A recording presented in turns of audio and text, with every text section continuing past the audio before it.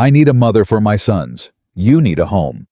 I'm proposing marriage, and I'm not offering you love." The words hit Emily Carter harder than the Montana blizzard she'd just crawled out of.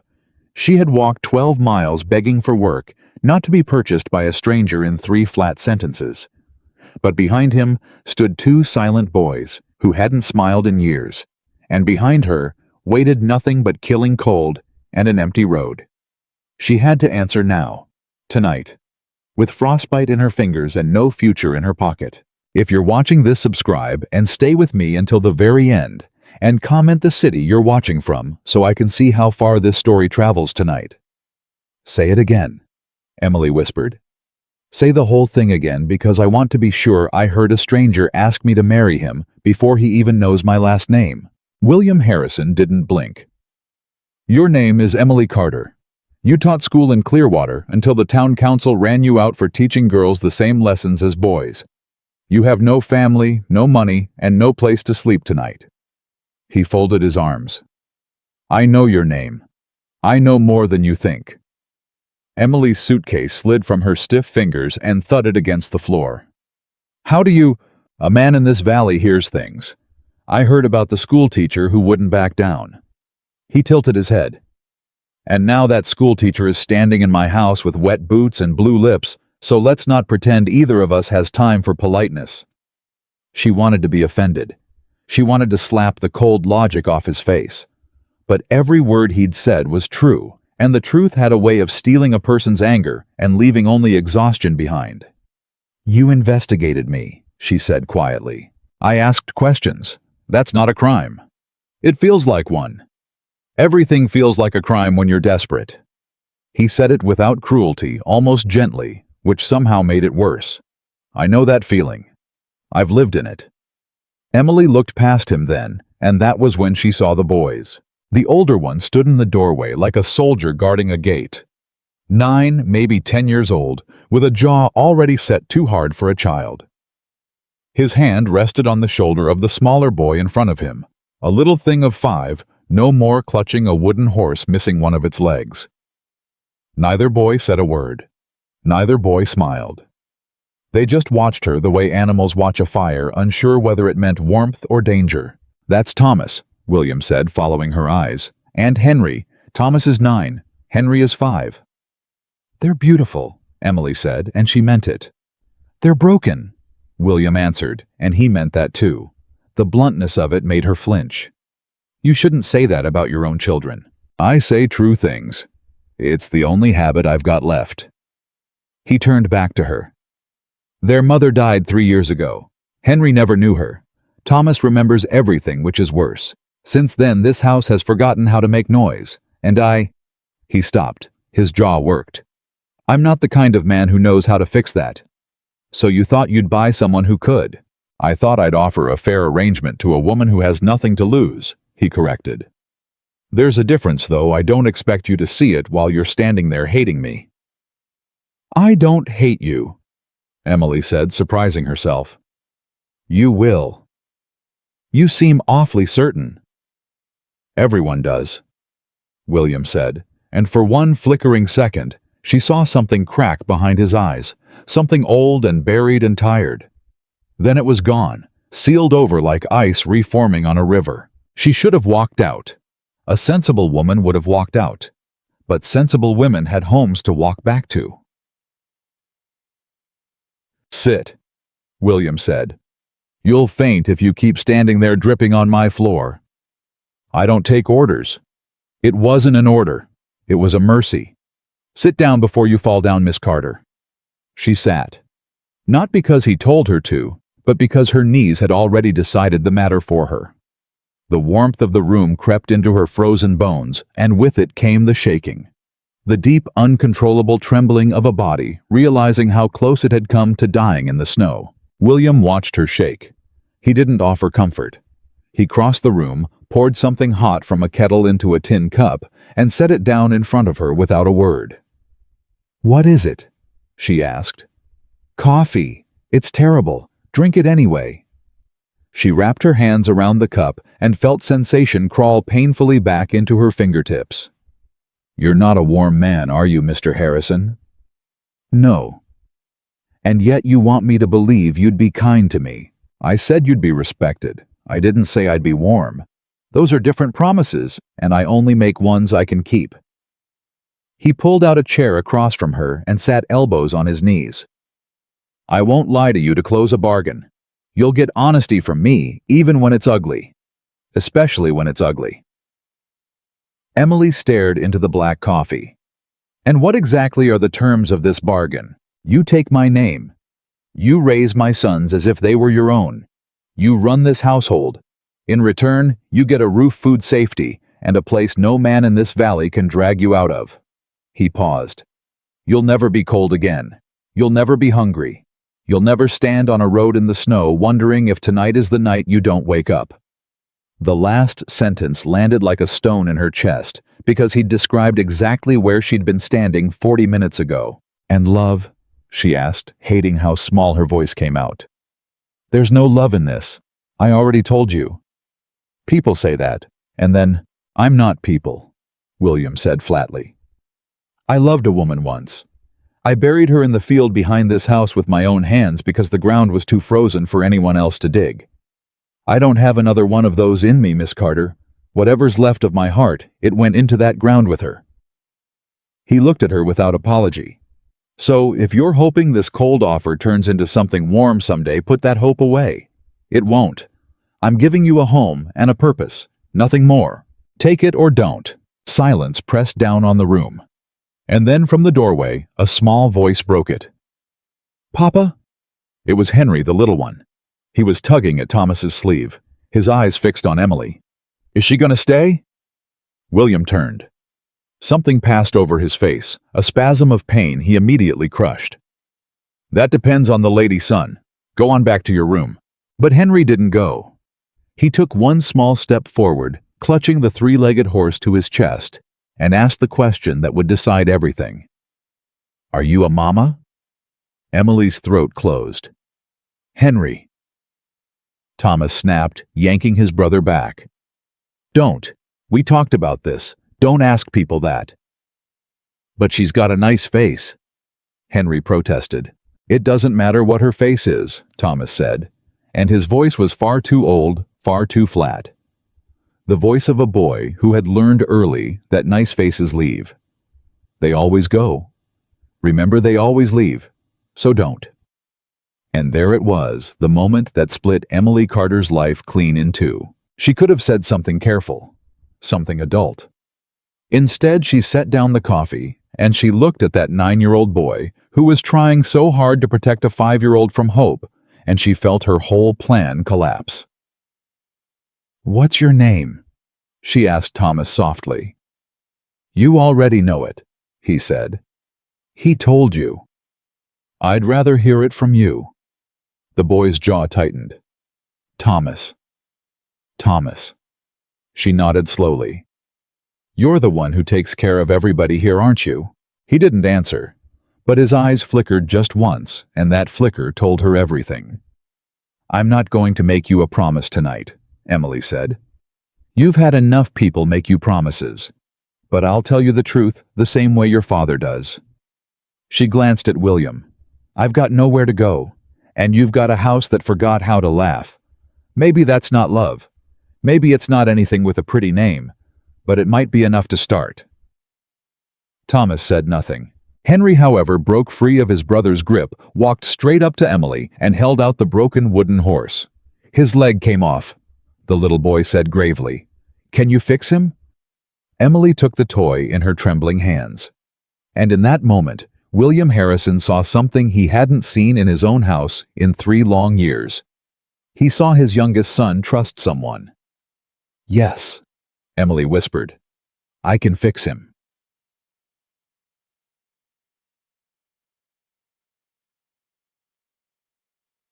"You'll have your own room," William said later, once the boys had been sent to bed.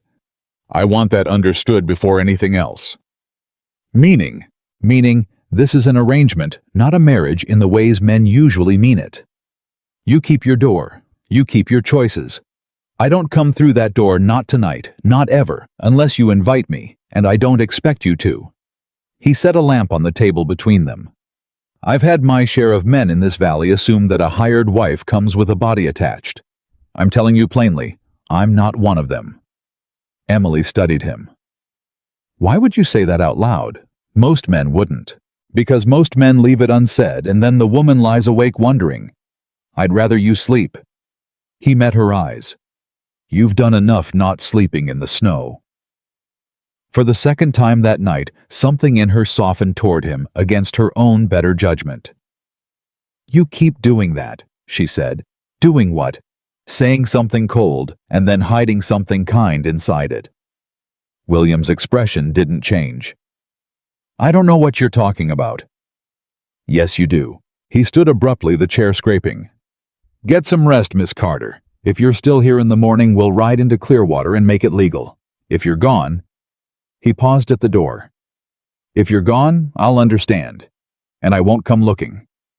Then he was gone, and Emily sat alone with a broken wooden horse and a cup of terrible coffee in a house full of people who had already lost too much.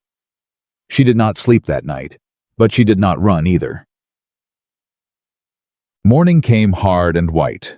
Emily stood at the window before dawn, watching the fields turn from black to gray to blinding, and she made her decision the way she'd made every decision in her life, quietly and alone. When William came down dressed for town, he found her waiting at the bottom of the stairs with her suitcase in hand. His face closed. "You're leaving." "No," Emily said. "I packed because I have nothing to unpack until I know where I'm putting it. I'm staying, Mr. Harrison. Let's go make it legal before I come to my senses." Something moved across his features, not quite relief, but its cousin. "You understand what you're agreeing to. I understand that I have nowhere else on this earth to go, and that you have two boys who need somebody, and that sometimes need is the only honest reason anybody does anything." She lifted her chin. "You wanted the truth, even when it's ugly. There it is." William looked at her for a long moment. "That's the most honest thing anybody's said in this house in 3 years," he said finally. "Get your coat. It's cold." Yet, the wedding, if it could be called that, took 9 minutes. There was a tired preacher, 2 ranch hands dragged in as witnesses, and a courthouse clerk who smelled of whiskey and didn't look up once. William said his part in a voice like a man reading a fence repair order. Emily said hers with her hands folded to hide the shaking. When the preacher said the words that bound them, William did not kiss her. He simply nodded once as if closing a business ledger and signed his name. Emily signed beneath it. Emily Harrison. The ink looked strange to her, like a coat that didn't quite fit. "That's done then," William said. "That's done," she echoed. And that should have been the coldest moment of the whole cold arrangement. Except that as they walked out of the courthouse, a voice called across the frozen street, smooth, amused, and dangerous. "Harrison married again, and here I thought no woman would have you twice." Emily felt her new husband go rigid beside her. The man crossing the street toward them was tall, well-dressed, and wore the kind of smile that never reached the eyes. A heavy fur coat, polished boots that had clearly never touched real mud. He moved like a man who owned the ground he walked on and expected everyone else to know it. "Whitaker," William said. The name came out like something scraped off a boot. "William." The man stopped a few feet away and let his gaze travel slowly over Emily top to bottom in a way that made her skin crawl. "And who is this lovely creature? Surely not the new Mrs. Harrison. Surely you didn't find someone desperate enough." "Watch your mouth," William said low. "Oh, I mean no harm." Whitaker's smile widened. "I'm simply surprised. A widower, a failing ranch, 2 strange little boys who never speak, and yet a woman like this agrees to it." He turned to Emily directly. "My dear, whatever he offered you, I assure you I could offer more. There's no shame in an honest woman knowing her market value." Emily's cheeks burned. But before she could summon a single word, William stepped between them. "Charles." His voice was deadly quiet. "You've got exactly 5 seconds to walk away and pretend you never spoke to my wife." "Your wife?" Whitaker laughed. "You mean your latest arrangement? We both know what this is, William. We both know she's here because she has nowhere else. Everyone in the valley will know it by supper. And when that ranch of yours finally goes under." He leaned in, lowering his voice. "And it will go under, William. I'll make sure of it. She'll come running to me. They always do." For one terrible second, Emily thought William would strike him. Instead, William took her arm, turned her toward the wagon, and said without looking back, "Say your piece to the wind, Whitaker. My family isn't listening." But as they rode home in silence, Emily saw William's hands clenched white on the reins, and she understood that whoever Charles Whitaker was, he was not a passing insult. He was a coming storm. "Who was that man?" she finally asked. William stared at the road. "Nobody you need to worry about. He threatened your ranch, in front of a courthouse. That's not nobody." "Emily." "He said he'd make sure it went under." "What did he mean?" William's jaw tightened. "It means nothing. Leave it." "You promised me honesty," she said quietly, "even when it's ugly. You said those exact words in your kitchen last night. Was that a lie already before we're even a day married?" The reins creaked in his fists. For a long time he said nothing. Then in a voice she had to strain to hear over the wind, "Charles Whitaker has wanted my land for 6 years, since before my wife died. It sits between his 2 biggest properties, and without it, he can't run his cattle straight through to the rail line." William's voice was flat, controlled, and underneath it ran something like fear. "He offered to buy it. I said no. He offered more. I said no. And now," he stopped. Now he's stopped offering," William said. "And that's when men like Whitaker get dangerous." Emily stared at the frozen fields rolling past at the ranch she had just legally tied her life to, and felt the first cold finger of dread. She had escaped one danger by walking into someone else's.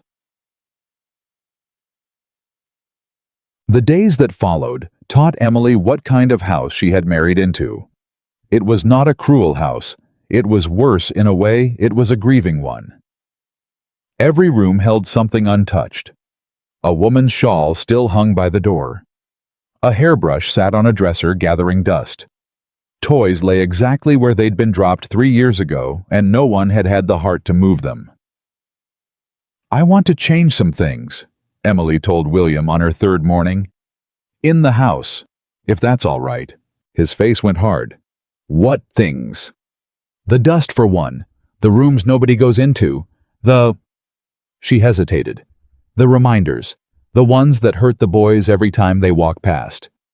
"You mean her things," William said. "I mean things that are keeping this family frozen in the day she died." He set down his coffee very carefully. "You don't touch her things." "William, you heard me." His voice had dropped to that dangerous quiet again. "You can move furniture. You can scrub floors till your hands bleed for all I care. But you don't touch her things. That shawl, that brush, any of it. You leave it exactly where it is." Emily held his gaze. "And when Thomas walks past that shawl every single day and remembers his mother is dead, what does that do to a 9-year-old boy?" "William?" Something flickered in his eyes. "It keeps her close. It keeps her gone," Emily said gently. "Right in front of his face, every morning." William stood, and for a moment she thought she'd pushed too far. But he didn't shout. He simply walked to the window and stood with his back to her, and when he spoke his voice had gone rough. "If I move that shawl, then she's really dead. Do you understand that as long as it hangs there, some part of me can pretend she just stepped out? That she's coming back?" He pressed a hand flat against the cold glass. "The day I take it down is the day I admit I buried her." Emily felt her anger drain away, replaced by something that ached. "You buried her 3 years ago, William," she said softly. "The shawl doesn't change what your hands already did in that frozen field." He didn't answer. But that night, when Emily came downstairs unable to sleep, she found him standing alone in the dark hallway, holding his dead wife's shawl in both hands, his shoulders shaking silently. She didn't say a word. She just stood with him in the dark, close enough that he'd know he wasn't alone, and far enough that he could pretend she hadn't seen. And in the morning, the shawl was still there. But William looked at her differently. like she'd caught him at his weakest and hadn't used it against him. That Emily was learning was the only currency that mattered in this house. The boys were the harder work. Henry came around first because Henry was 5, and Hope came easily to him. She fixed his 3-legged horse the very first day, gluing the wooden leg back on, and painting over the crack, and from that moment, the little boy trailed her like a shadow. "Mama," he started one afternoon, and then froze horrified at himself. He clapped both hands over his mouth. "I mean, I didn't—" Thomas said not to. Emily knelt down to his level. "It's all right, Henry. Thomas says you're not really our mama." "Thomas is right," Emily said carefully. "I'm not the mama you were born to. Nobody can be that. But I can be a person who takes care of you and loves you, if you'll let me, and you can call me whatever feels right." Henry considered this with enormous seriousness. "Can I call you Emily?" "You can call me Emily. And sometimes Mama." When Thomas isn't listening, Emily's heart cracked straight down the middle. "Sometimes Mama," she whispered, "when it feels right." Thomas was a fortress with no doors. He was polite. He was obedient. He did everything she asked and offered nothing of himself. He'd learned in 3 years of watching hired women come and go that the safest thing was to keep his heart locked so tight nobody could get in to break it. Emily didn't push. She just kept showing up, kept setting his place at the table, kept leaving a lamp lit when he had nightmares he refused to admit to. And then one night, everything cracked open. She heard it from her room, a sound like a wounded animal coming from the boys' room down the hall. She was up and moving before she'd even thought about it. Thomas was sitting bolt upright in bed, drenched in sweat, his eyes wide and unseeing. "Thomas!" She sat carefully on the edge of the bed. "Thomas, it's a dream. You're all right."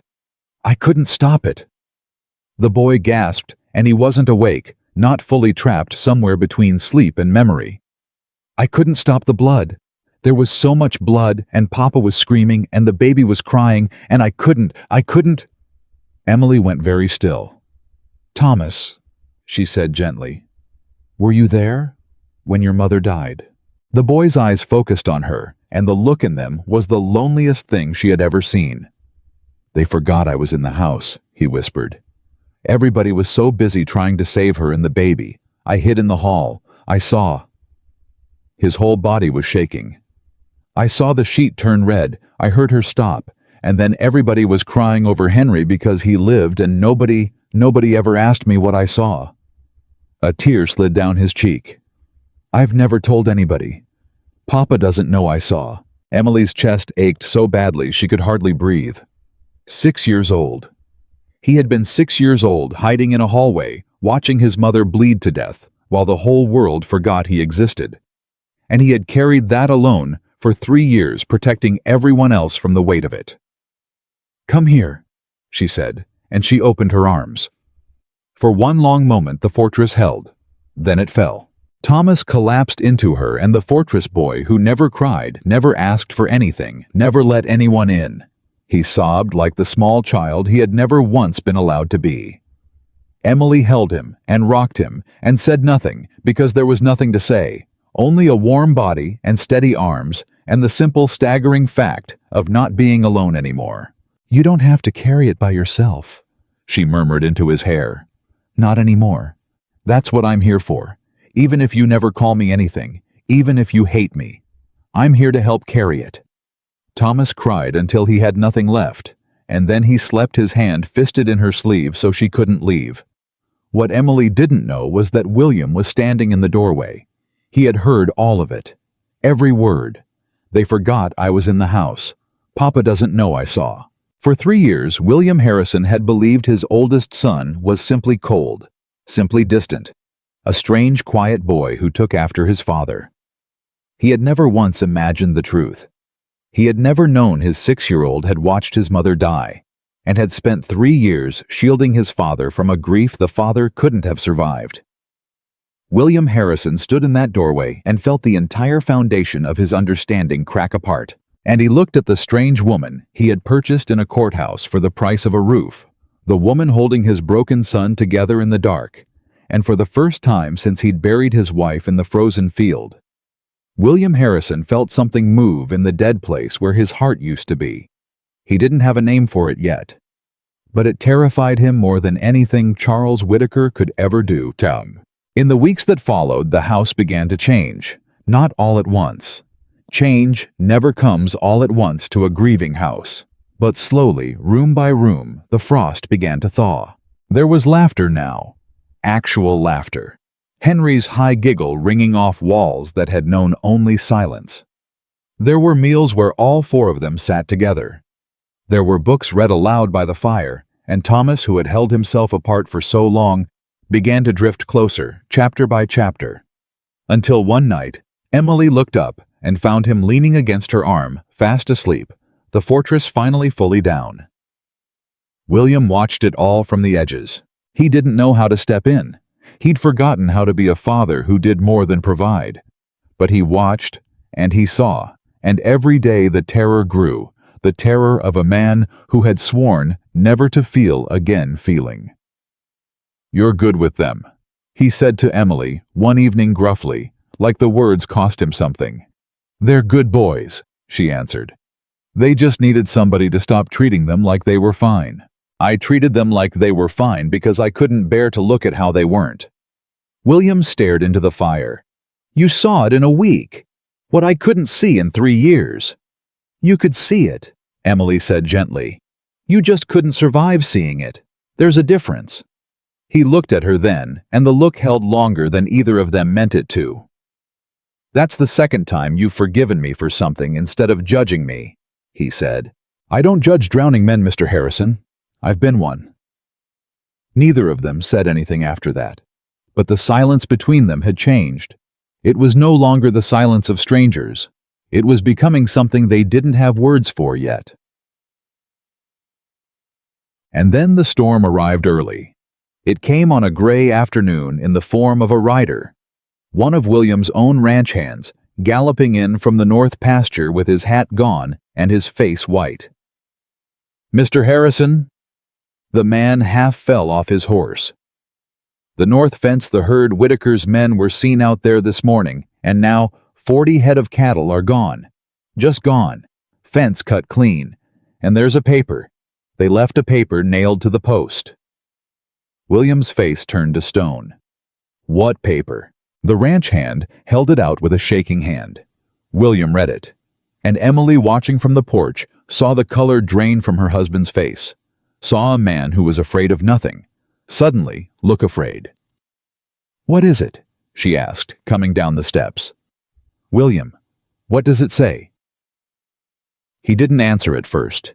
His eyes moved over the paper again, as if hoping the words would change. "It's a claim," he said, finally, his voice hollow. "A legal claim. Whitaker's filed papers saying the North 40 acres were never legally mine. He's got a deed. An old deed from before I bought the land." William looked up and his eyes found hers. "He's saying I've been squatting on his property for 6 years. He's saying I owe him back payment I can't possibly pay. And if I can't pay, he takes the ranch," Emily finished. "He takes everything," William said. "The house, the land, the one thing I built with my own 2 hands, the place my wife is buried." His hand crushed the paper. "He's not trying to buy it anymore, Emily. He's trying to steal it with the law. And a poor rancher with 2 children can't outlawyer a man like Charles Whitaker."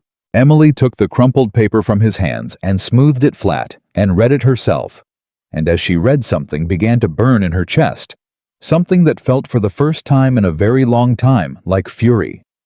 Because Emily Carter had lost a job once, for standing up to powerful men who thought the law belonged only to them.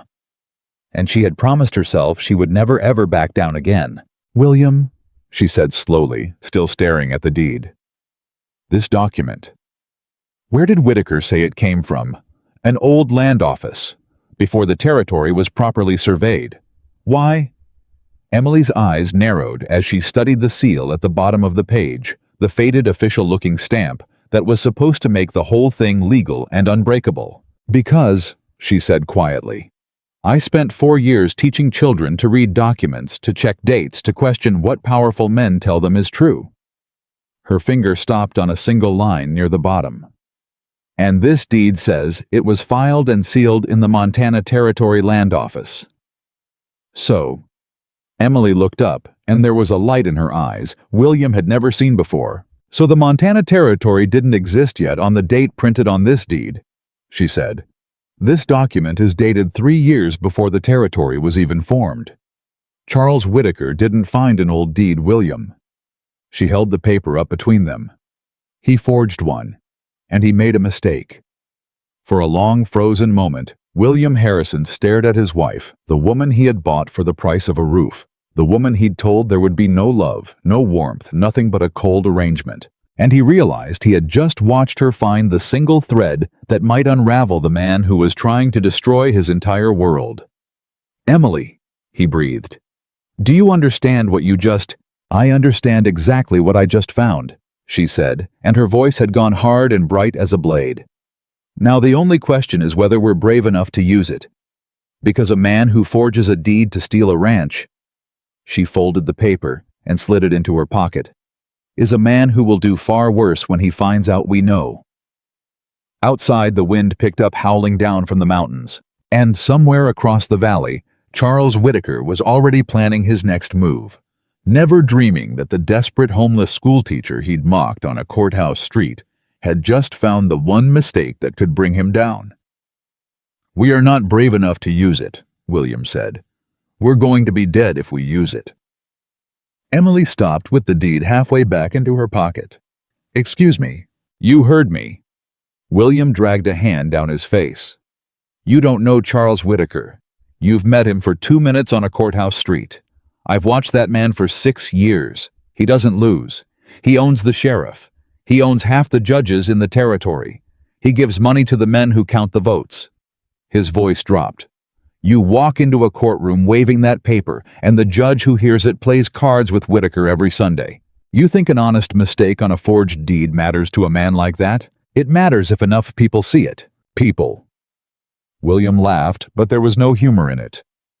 "People in this valley owe Whitaker money. Every one of them. He holds notes on half the farms between here and the rail line.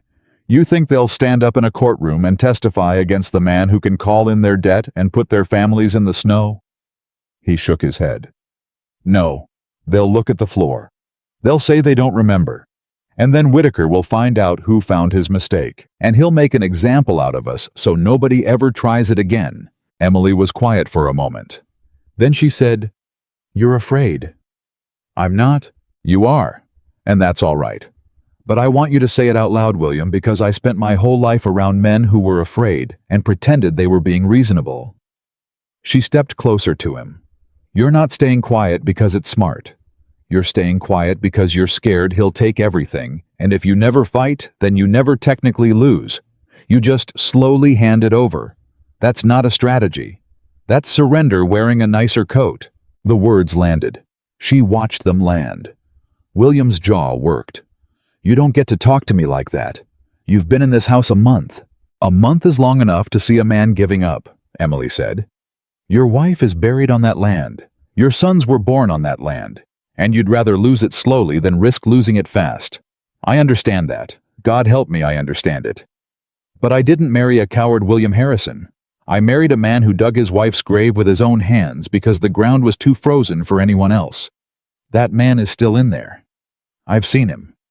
She held up the deed between them. "So the question isn't whether Whitaker is powerful. The question is whether that man is willing to fight for the thing his wife is buried under.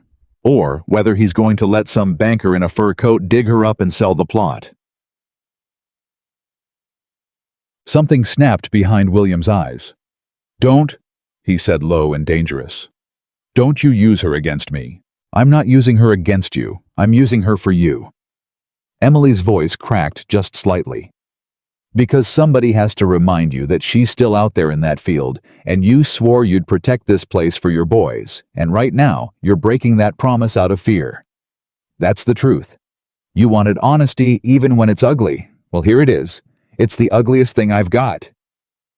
For a long, terrible moment, William said nothing. Then he turned and walked out of the room, and the door slammed behind him hard enough to rattle the windows.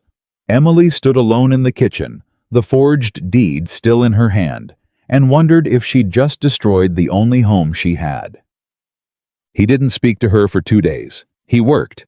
He rode the fences from dawn to dark, came in caked in cold and mud, ate in silence, and went to bed without a word. Emily fed the boys, taught their lessons, held Henry when he had a bad dream, and did not chase after her husband. She'd said what she'd said. She wouldn't unsay it. But Thomas noticed. Thomas noticed everything. "You made Papa mad," the boy said on the second night, sitting at the kitchen table while Emily cleared the dishes. "I did." "Are you going to leave?" Emily set down the plate she was holding. "No, Thomas, I'm not going to leave. The others left when they made him mad. I'm not the others." She sat down across from him. "And I didn't make him mad by being cruel. I made him mad by telling him the truth. Sometimes those feel the same to a person who doesn't want to hear it, but they're not the same. Do you understand the difference?" Thomas considered this with that too-old seriousness of his. "You told him something he didn't want to know." "Yes." "About the ranch. About the man with the fur coat." Thomas's eyes were sharp. "I heard. I hear everything. Papa thinks I don't, but I do." He leaned forward. "That man's gonna take our house, isn't he? That's what the paper was." Emily hesitated. She'd promised this boy honesty. She wasn't going to start lying now. "He's going to try," she said, "and your father and I are going to try to stop him." "How?" "By being smarter than he is, and braver." Thomas was quiet for a moment. Then he said something that stopped Emily cold. "My real mama used to say Papa was the bravest man in Montana. She said he wasn't scared of anything." The boy's voice went small. "But he's scared now. I can tell. He's been scared since she died. He just hides it in his work." Thomas looked up at her. "Can you make him not scared anymore? The way you made me not scared?" Emily's throat closed. "I don't know," she said honestly, "but I'm going to try." That night she found William in the barn. He was sitting on an overturned crate, a lantern beside him, cleaning a rifle he clearly had no intention of using, just moving his hands so he wouldn't have to sit still with his own thoughts. "Thomas thinks you're the bravest man in Montana," Emily said from the doorway. William didn't look up. "Thomas thinks a lot of things. His mother told him that, before she died. She said you weren't scared of anything." Emily stepped inside. "He's worried, William. He knows about the deed. He's known for 2 days. He heard everything the same way he heard everything the night his mother died." That got William's attention. His hands went still on the rifle. "He told you about that," William said quietly. "He told me 2 weeks ago, in the middle of a nightmare." Emily walked closer. "He watched her die, William. He was 6 years old, and he hid in the hall, and he watched the sheet turn red, and then everybody forgot he was even there because they were trying to save the baby. He's carried it alone for 3 years. He told me before he told you because you weren't ready to hear it, and he knew it. That 9-year-old boy has been protecting you from his grief this whole time. That's who your son is." William set the rifle down very slowly. When he spoke, his voice was wrecked. "I didn't know. All this time I thought he was just cold. Like me. I thought he took after me, and I hated myself for it because I did that to him. I made him hard." He stopped. His shoulders shook once. "And the whole time he was carrying that alone. Because I was too busy drowning to be his father." "You were both drowning," Emily said gently. "That's not a crime. It's grief. It's a failure. It's the same thing sometimes when you're a parent." She sat down on the crate beside him, close enough that their shoulders nearly touched. "But here's what I came to say. You can't fix the last 3 years. Nobody can. But you can decide what kind of man your sons watch you be right now while a rich thief tries to take everything their mother is buried under." She let that sit a moment. Thomas is watching William. He's watching to see if his brave papa fights or folds. That boy needs to see you stand up, not for the ranch, for him. For a long moment, William didn't move. Then slowly, he reached over and took the forged deed out of her hand. She'd brought it with her, folded in her pocket, hoping. He unfolded it, looked at the date, looked at the seal that named a territory that hadn't existed yet. "You're sure about this?" he said.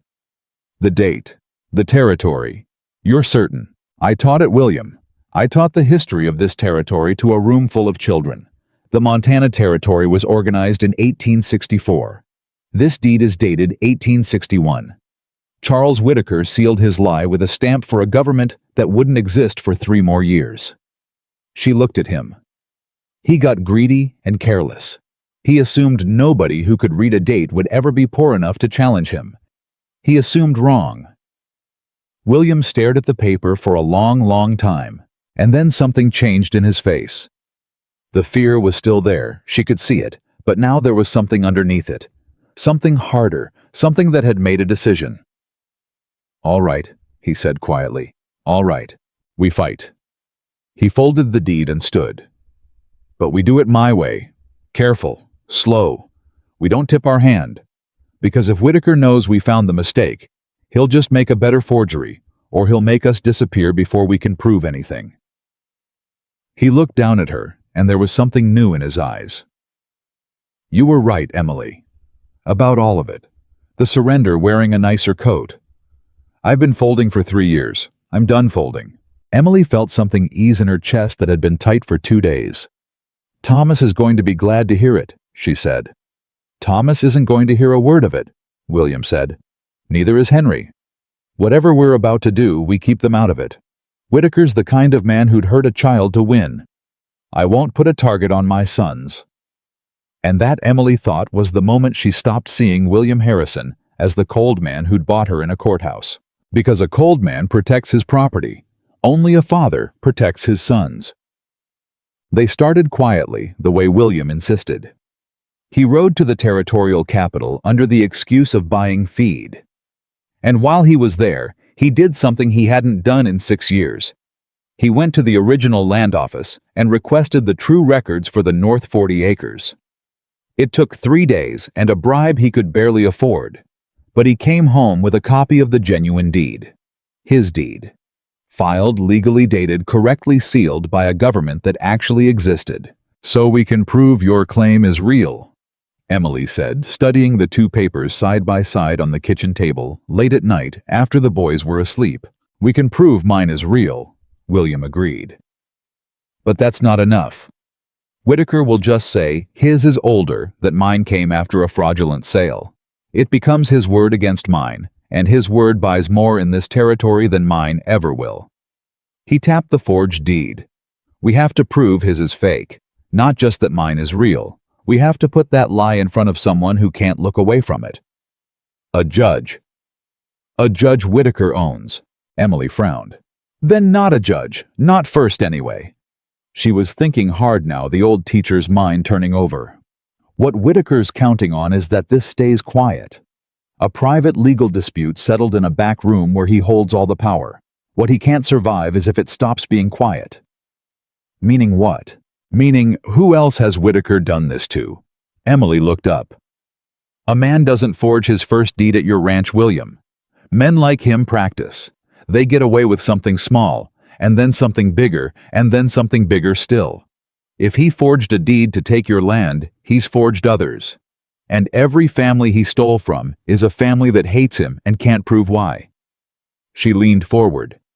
"We're not the first. We're just the first who can read a date." William stared at her. "You want to find the others?" "I want to find the others," Emily said. "Because one forged deed is a mistake a bought judge can wave away. But 5 forged deeds, all with the same kind of impossible error, all stealing land from poor families and handing it to Charles Whitaker." Her eyes were burning again. "That's not a mistake. That's a pattern. And a pattern is the one thing even a bought judge can't pretend not to see, not with the whole valley watching." For a moment, William just looked at her. This woman he'd told there would be no warmth, no love, nothing but a cold arrangement. "Where did you come from?" he said quietly. "A schoolhouse full of children whose parents got cheated by men in fur coats." Emily answered. I've been angry about this my whole life, William. I just never had a fight worth spending it on. Until now. Finding the others was harder and more dangerous than either of them expected. Emily started with the widows. It was a schoolteacher's instinct. She knew the mothers knew which families had gone quiet, which farms had changed hands under strange circumstances in the years since Whitaker began his rise. She visited them under the cover of ordinary things.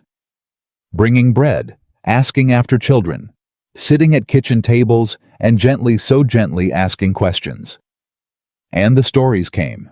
There was the Delaney place lost 4 years ago, when a forgotten lien surfaced right after the father died. There was the widow Abbott run off her 40 acres by a deed nobody had ever heard of. There was old man Prescott, whose water rights had vanished into Whitaker's hands through paperwork he couldn't read and couldn't afford to fight. Every single one of them had the same story: a death or a hard season or a moment of weakness. And then a paper. Always a paper. Always official-looking, always impossible to challenge, always signed away in a back room with a bought lawyer smiling on the other side of the table. They're all afraid, Emily told William one night, exhausted, her hands wrapped around a cup of his terrible coffee. Every one of them. The Delaneys moved to Oregon. The widow Abbott works in Whitaker's own kitchen now, if you can believe it. The man who stole her land pays her to cook his meals, and she takes it because she's got no other way to feed her children. She wouldn't say a word against him. She was terrified I'd even asked. I told you, William said grimly. He owns them. He owns their fear, Emily corrected. That's not the same as owning them. Fear can change. She set down the cup. But you're right about one thing. None of them will testify. Not while they're standing alone. A single widow against Charles Whitaker is a woman who ends up in the snow. They know that. So do I. Then we're stuck. No. Emily's jaw set. We're not stuck. We just need one thing they don't have alone. Which is each other. She looked at him. One widow is afraid, but 5 widows and a rancher all standing together, all holding forged deeds with the same impossible errors, that's not 5 frightened people. That's a wall. And Whitaker can knock down one person.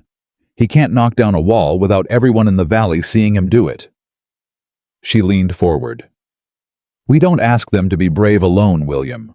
We ask them to be brave together. That's different. That's something people can actually do. William looked at her for a long moment, and then he did something he hadn't done in 3 years. He smiled. Just barely. Just at the corner of his mouth. You're a dangerous woman, Emily Harrison. I was a dangerous schoolteacher, she said. You're the one who married me. But danger, it turned out, cut both ways. Because while Emily was quietly visiting widows and William was quietly gathering deeds, Charles Whitaker was not sitting idle. And Charles Whitaker had not survived 6 years of stealing an entire valley by being careless about the people who might fight back. The first sign came on a cold morning when one of William's ranch hands failed to show up for work. Then another. By the end of the week, 3 of his best men were gone, not fired, not quit, simply vanished. And when William rode out to find them, he learned the truth. Whitaker had bought them, offered me double what you pay. The youngest of them admitted, shamefaced, when William tracked him down in town. And he said, Mr. Harrison, he said, if I didn't take it, I'd have trouble finding work anywhere in the territory. He owns the other ranches. He owns the freight company. He said I'd starve. The boy couldn't meet his eyes. I've got a family. I'm sorry. I'm real sorry. William came home, white with fury. He's cutting my legs out from under me, he told Emily. He can't run a ranch this size short-handed, and he knows it. He's not even bothering with the forged deed anymore. He's just going to bleed me until I can't work the land, and then he'll swoop in and buy it for pennies when I'm desperate. His fist came down on the table. He's doing it slow so it looks natural. So when the ranch fails, everyone will say Harrison just couldn't manage after his wife died. Nobody will ever know he strangled us. Then we go faster, Emily said. We can't go faster. Half my hands are gone. I'm out there from dark to dark just trying to keep the herd alive. Then I'll work the ranch, Emily said. William stopped. You'll what? You heard me. I grew up on a farm before I ever saw a schoolhouse, William. I can ride, I can mend a fence, I can drive cattle. I'm not some China doll you married off a courthouse step. She stood. You do the heavy work.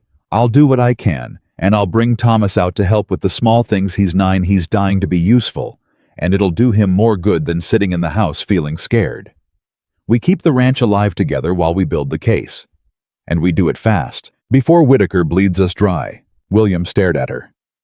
You'd do that, he said slowly. Break your back on a ranch that isn't even really yours, for a man who told you there'd be no love in this. Emily met his eyes. It's my home too now, she said quietly. You gave me that. A month ago I was going to die in the snow, and you gave me a home and 2 boys who needed me, and I'll be damned if I let some banker in a fur coat take it away without a fight. Her voice cracked. So don't tell me it isn't really mine. It's the only thing in this world that is. And something passed between them, then something that had been building for weeks quietly in the space between all their careful arrangements. Something neither of them was ready to name. William looked away first. All right, he said gruffly. We keep it alive together. But his hand, when he set it on the table, came to rest very close to hers, and she didn't move hers away. The weeks that followed were the hardest of Emily's life. She rose before the sun and worked until she couldn't feel her hands. She learned muscles she'd forgotten she had. She rode fences in weather that would have sent a lesser woman running back inside, and she came in each night so tired she could barely eat. Thomas worked beside her, and something in the boy came alive out there in the cold and the labor for the first time in 3 years. He had a purpose that wasn't just protecting everyone from grief. He had a ranch to save. He stood a little taller. He looked at Emily a little differently, and William watched it all, and the dead thing in his chest kept stirring, kept warming, kept terrifying him. You're going to hurt yourself, he told her one night when she nearly fell asleep in her chair at supper. I'm fine. You're not fine. You've been up since 4. You worked the north pasture in a wind that took my hat clean off. He hesitated. You don't have to do this, Emily. Yes, I do. Why? And there was something raw in the question, something that wasn't just about the ranch. Why would you break yourself for us? Really, tell me the real reason. Emily was too tired to lie. And maybe that was why the truth came out. Because for the first time in my whole life, she said quietly, I have something worth breaking myself for, and I have people who'd notice if I disappeared. Her eyes filled. Do you have any idea what that's like, William, to have spent your whole life being the person nobody would miss? And then one day you walk into a house full of strangers, and a little boy asks you to fix his broken horse, and suddenly there are 3 people who'd notice if you didn't come home. A tear slipped down her cheek. I'm not breaking myself for a ranch. I'm breaking myself because for the first time I belong somewhere, and I'd rather work myself to death protecting that than live one more day the way I used to. Alone, invisible, waiting to die in the snow with nobody looking for me. The kitchen went very quiet. And then William Harrison did something he had not planned to do, something that broke every rule of the cold arrangement he'd laid out in that same kitchen a month before. He reached across the table and took her hand. Not by accident. Not in passing. He took it, and he held it, and he looked at her with an expression that had nothing cold in it at all. You're not invisible, he said, his voice rough. Not here, not to them, not to... He stopped. His thumb moved once across the back of her hand. Not to me. Emily couldn't breathe. William, she whispered, you said there'd be no... I know what I said. His jaw tightened. I said a lot of things a month ago. I said them because I was a dead man walking who'd buried his heart in a frozen field and swore he'd never dig it up again. He looked down at her hand in his. And then a half-frozen schoolteacher walked into my house and started digging without my permission. His voice cracked. I don't know what to do with this, Emily. I swore I'd never feel it again. I'm terrified of it. But I can't sit here and let you call yourself invisible when you're the most... He stopped, unable to finish. Emily's heart was pounding so hard, she thought he must be able to hear it. "When I'm the most what?" she said softly. But William Harrison, who had faced down cattle thieves in Montana winters and the death of his own wife, could not say the words. He'd used up all his courage just taking her hand. He pulled it back slowly and stood and turned away. "Get some sleep," he said gruffly. "We've got the south fence tomorrow." And he was gone up the stairs before she could stop him. But Emily Harrison sat alone in that kitchen for a long time afterward, holding the hand he'd held, and understood that the coldest bargain of her life had just begun to thaw into something she'd stopped believing she would ever have. It might have gone on that way. The slow, careful thaw, the quiet building of the case, if the storm hadn't broken open all at once. It came on a Sunday. They were in town, all four of them, for the first time as something almost like a family. Emily had insisted. The boys needed to be seen, she said. A family that hides is a family that looks guilty, and they had nothing to be guilty of. So they went to church, and they stood together in the pews, and for 1 hour, William Harrison looked less like a hunted man and more like a father. And that was when Charles Whitaker made his move. He was waiting outside the church when the service let out. Not alone, with the sheriff beside him, and 2 hard-looking men behind, and a lawyer with a leather folder tucked under his arm. He'd chosen his moment perfectly, the whole town spilling out of church, everyone watching. "William Harrison," Whitaker called out loud enough for the entire congregation to hear. "I'm afraid I have some unfortunate business to conduct on the Lord's own day." William stepped in front of his family. "This isn't the place, Charles." "Oh, it's exactly the place." Whitaker smiled his smile that never touched his eyes. "I want witnesses. I want everyone to see that this is being done properly and legally. I'm not a cruel man after all." He gestured, and the lawyer stepped forward with a paper. "This is a notice of foreclosure and eviction. Mr. Harrison has been occupying land he does not legally own and refusing to make right the debt he owes. The court has ruled. He has 30 days to vacate the north 40 acres and pay his back obligations, or the entire Harrison ranch will be seized to cover them." A murmur went through the crowd. Emily felt Thomas go rigid beside her. Felt Henry's small hand grip her skirt in fear. "You forged that deed," William said low and furious. "And you know it." "Careful, Harrison." The sheriff's hand drifted toward his belt. "That's a serious accusation to make against a respectable man." "He's not respectable. He's a thief." "William." Emily's voice cut through. Quiet, steady. She stepped forward past her husband and faced Charles Whitaker directly in front of the entire town. Whitaker's smile widened. "Ah, the new Mrs. Harrison, the schoolteacher who couldn't hold a job. Have you come to plead for your husband's ranch, my dear? It's touching, but I'm afraid tears won't change the law." "I'm not going to cry," Emily said. "No, no."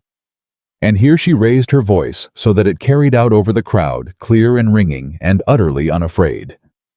"I'm going to ask you a question, Mr. Whitaker, in front of all these good people, and I'd like you to answer it honestly since we're being so proper on the Lord's Day." Whitaker's eyes narrowed. "Ask your question. This deed of yours." Emily's voice didn't waver. "The one that says my husband's land was always yours. It's dated 1861. Is that correct?" "You're certain of the date?" A flicker of something crossed Whitaker's face. Wariness. "The date is on the document. What of it?" "And it's sealed," Emily continued, "with the official stamp of the Montana Territory Land Office. That's how you know it's genuine. That's your proof." "It is." Emily turned not to Whitaker now, but to the crowd, to the whole town, watching silent, hanging on every word. "How many of you," she called out, "know when the Montana Territory was formed?" Silence. "I'll tell you because I taught it to your children in a schoolhouse before men like this one ran me out for teaching too well." Her voice rose burning now. "The Montana Territory was created by an act of Congress in 1864, 3 years after the date on Mr. Whitaker's deed. The murmur that went through the crowd was different now, sharper. "That means," Emily said, turning back to Whitaker, whose face had gone gray, "that this deed was sealed by a government that did not exist yet, a land office that had not been created, for a territory that was still 3 years from being born." She held his gaze. "So either you have discovered a way to obtain an official government seal 3 years before that government was formed, Mr. Whitaker, or you forged this document, and you were too careless and too arrogant and too certain that no poor person would ever be able to read a date to notice the mistake." The whole town was staring at Charles Whitaker now, and Charles Whitaker was staring at Emily with a look of pure murderous hatred. "You," he breathed, "you clever little—" "And I'm not the only one who noticed," Emily pressed on before he could recover. "Because it turns out you've done this before, Mr. Whitaker. To the Delaney's, to the widow Abbott who cooks in your kitchen right now, to old Mr. Prescott. Every one of them handed a forged deed with the same kind of impossible mistake. Every one of them too poor and too frightened to fight." Her voice cracked with fury. "You built your whole empire on lies stamped with a government that didn't exist. And now, in front of this entire town on the Lord's own day, you've been caught. For one frozen moment, nobody moved. And then Charles Whitaker did the thing that told Emily she had won, and told her too exactly how dangerous the next 30 days were going to be. He dropped the smile, entirely. The mask came off, and what stood beneath it was something cold and reptilian and utterly without mercy. He leaned in close to Emily, close enough that only she and William could hear, and he spoke in a voice like ice cracking. "You have no idea what you've just done," Whitaker whispered. "You think a clever speech in front of a flock of sheep protects you. These people will forget by Tuesday. But I won't forget. I never forget." His eyes flicked to the two boys, and then back to Emily, and the meaning in that look turned her blood to ice. "You should have died in the snow, schoolteacher. It would have been kinder than what's coming." Then he straightened, put the smile back on for the crowd, tucked his lawyer's folder under his arm, and walked away as if nothing had happened at all. But William had heard. William had heard every word, including the part where Charles Whitaker's eyes had moved to his sons. And as they rode home in silence, Emily saw her husband's face and understood that she had just won the first battle of the war, and that Charles Whitaker had just declared he would win it by going after the only thing William Harrison had left to lose: the boys. "I want you to take the boys and leave," William said the moment they got home. "Tonight. There's a woman in Bozeman, my late wife's cousin. You'll be safe there until this is over." Emily set down the basket she was carrying. "No." "Emily, you heard what he said as well as I did. He looked at your sons, and he told me I should have died in the snow." Her voice was steady, but her hands weren't. "So no, I'm not going to take those boys and run to Bozeman and leave you here alone with a man who just threatened to hurt them. We don't split up. That's exactly what he wants. He wants us scattered and scared and easy to pick off one at a time. And if he comes for you, for them—" William's voice broke. "I can't lose them, Emily. I can't. I buried their mother. I will not bury a child. I'd rather hand Whitaker every acre I own than let him within 100 miles of those boys." "Then we don't let him get near them," Emily said. "But we do it together. Here, where you know every inch of the land and every man for miles knows this family." She stepped closer. "You sent the others away, William. All those hired women. You sent them off the second things got hard. Well, I'm not going. I told you that the first night. I'm not the others, and I'm not leaving these boys, and I'm not leaving you, and if Charles Whitaker wants to come for this family, he's going to have to come through me to do it." William stared at her. "You'd stand between a killer and my sons," he said slowly. "I'd stand between a killer and our sons," Emily corrected, "and I wouldn't think twice." Something broke in William's face. Not weakness, the opposite. It was the look of a man who had been carrying a mountain alone for 3 years and had suddenly unbelievably felt someone lift the other end. "Our sons," he repeated. "Our sons," Emily said. That's what they are now. Whether you meant it to happen or not. Whether either of us did. She reached out, and for the first time, she was the one who took his hand. You bought a mother for your boys, William. Well, you got one, and she's not going anywhere. For a long moment, William Harrison just held her hand and looked at her like a man seeing solid ground for the first time after years at sea. And then from the doorway, a small voice said, "Are you going to fight the fur coat man?" They both turned. Thomas stood there with Henry half hidden behind him, and both boys were watching with wide, frightened eyes. Emily knelt down. "Yes," she said, "we are." "Are we going to lose the ranch?" "Not if I can help it." Thomas's chin trembled, that fortress boy chin that never trembled. "Is he going to hurt us?" And Emily made a decision then. She would not lie to this child, but she would not leave him drowning in fear either. "He's going to try to scare us," she said carefully. "That's what men like him do. They can't win with the truth, so they try to win with fear. But here's what I need you to understand, Thomas."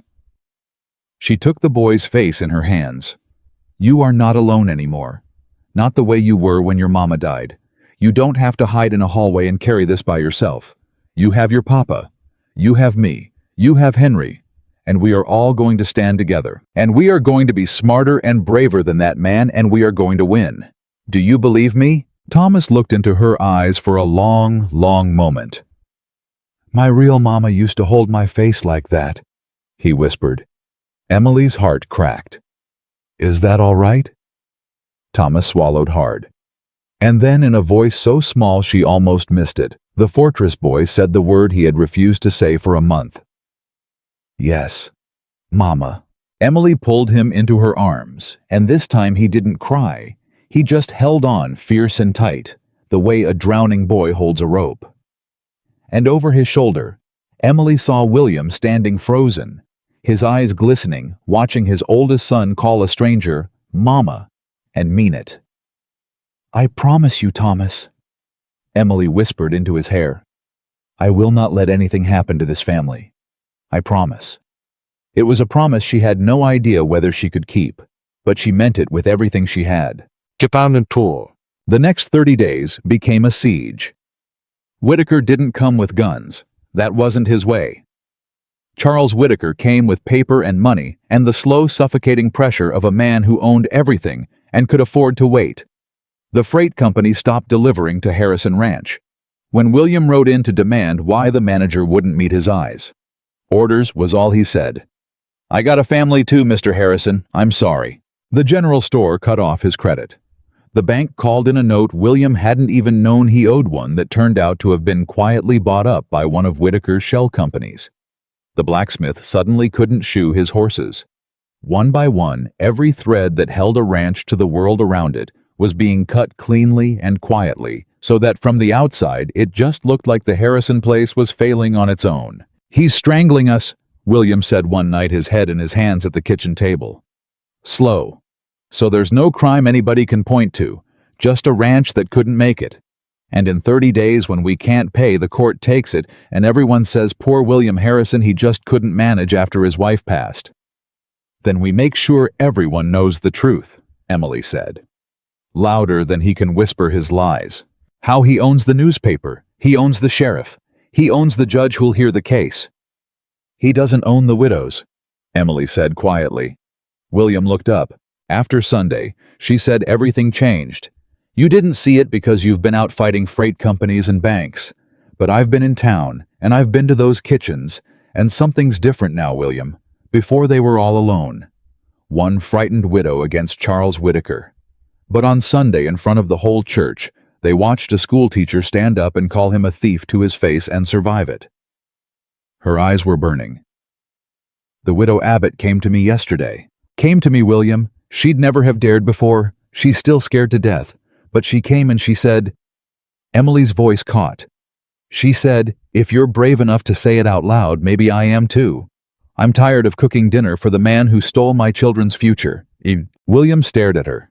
"She'll testify. She'll testify if she's not alone." Emily leaned forward. "And she won't be." Because I've spent every day this month sitting in kitchens holding scared women's hands and telling them the same thing I told Thomas. You are not alone anymore. And one by one, William, they're starting to believe it. She pulled a folded paper from her apron. The Delaney's are coming back from Oregon. Old man Prescott's already agreed. And there are 2 more, the Coopers, the Henson's families I didn't even know about until the widows started talking to each other. Her hand was shaking. 5 families, 6 with us, all with forged deeds, all with the same impossible errors, all willing to stand up, but only if they stand up together on the same day in the same courtroom where Whitaker can't pick them off one at a time. William looked at this paper in her hand like it was something holy. You did this, he said. In a month, while I was out chasing freight wagons, you built an army out of frightened widows. I didn't build anything, Emily said. I just reminded people they didn't have to be afraid alone. Fear's the only thing holding Whitaker up, William. Take away the fear, and he's just a liar in an expensive coat standing in front of a whole valley of people he's robbed. She set the paper down. The court date is in 2 weeks. If we can get all 6 families into that courtroom holding 6 forged deeds in front of enough witnesses that even a bought judge can't look away, then we don't just save our ranch. William breathed. We break him. We break him, Emily agreed. For all of us. Forever. For the first time in weeks, William Harrison smiled, a real one, all the way to his eyes. And then it vanished because a thought had struck him cold. If Whitaker finds out, he said slowly, before the court date, if he learns that 6 families are about to stand up together, he'll try to stop it, Emily finished. Yes, which is why nobody knows, not the boys, not the ranch hands, nobody but you, me, and the 6 families themselves. We keep it silent until the courtroom door opens. She met his eyes. 2 weeks, William. We just have to survive 2 weeks without him finding out. They almost made it. Sid. The betrayal came from the last place either of them expected. It was the widow Abbott, but not the way anyone could have imagined. She came to the ranch on a gray afternoon 12 days before the court date, and Emily knew the moment she saw her face that something had gone terribly wrong. The woman was white as bone, and she was shaking, and she couldn't meet Emily's eyes. Mrs. Abbott, what's happened? I'm so sorry, the widow whispered. God forgive me, I'm so sorry. Tell me what happened. He knows. The words came out in a rush of tears. Whitaker knows. About all of us. About the court. About the 6 families. She was sobbing now. He came to my kitchen this morning. He knew everything, Emily. Everything. And he said if I didn't tell him who else was involved, he'd... She broke off, shaking too hard to speak. Emily's blood ran cold. How does he know? And that was when the widow Abbott looked up, and the truth in her eyes was worse than anything Emily had imagined. Because one of your 6 isn't real, she whispered. One of them was his, the whole time. Emily's stomach dropped. What? The Hensons? Mrs. Abbott could barely get the words out. They're not victims, Emily. They never lost any land to Whitaker. He planted them. He heard you were gathering families, so he sent people to you, a man and his wife with a false story and a false deed, to get close to learn the names to find out the plan. Her whole body shook. They've been reporting to him this whole time. Everything you told them, every family you named, every word. She grabbed Emily's hands. He knows all 6 of us. He knows the court date. He knows the strategy. And he's got 12 days to make sure not one of us ever walks into that courtroom. Emily felt the floor tilt beneath her. The Hensons. The family she'd trusted. The people she'd sat with, planned with, poured out the entire strategy to because she'd been so certain, so proud of her army of the wronged. She'd led a wolf into the flock with her own hands. William, she called, her voice cracking. William. He came running at the sound of her voice, took one look at her face, and his own went hard. What's happened? Whitaker knows everything, Emily said. Her voice was steady only because she was too horrified to let it break. There was a spy, the Hensons. They were his William, planted. I told them all of it, the families, the deeds, the court date, the plan. Everything. She pressed a hand to her mouth. I did this. I brought them in. I trusted them because they had a sad story and a forged deed, and I never once thought to check if the story was even true. I handed Charles Whitaker our entire case with my own hands. For a moment, William didn't move. And Emily braced herself for the anger. For the "I told you to be careful." For the "this is what happens." She deserved every word of it. But it didn't come. Instead, William crossed the room and he took her by the shoulders and he made her look at him. Listen to me, he said. You did not do this. I brought them in. You brought in 5 real families who trusted you enough to fight a man who's terrified them for years.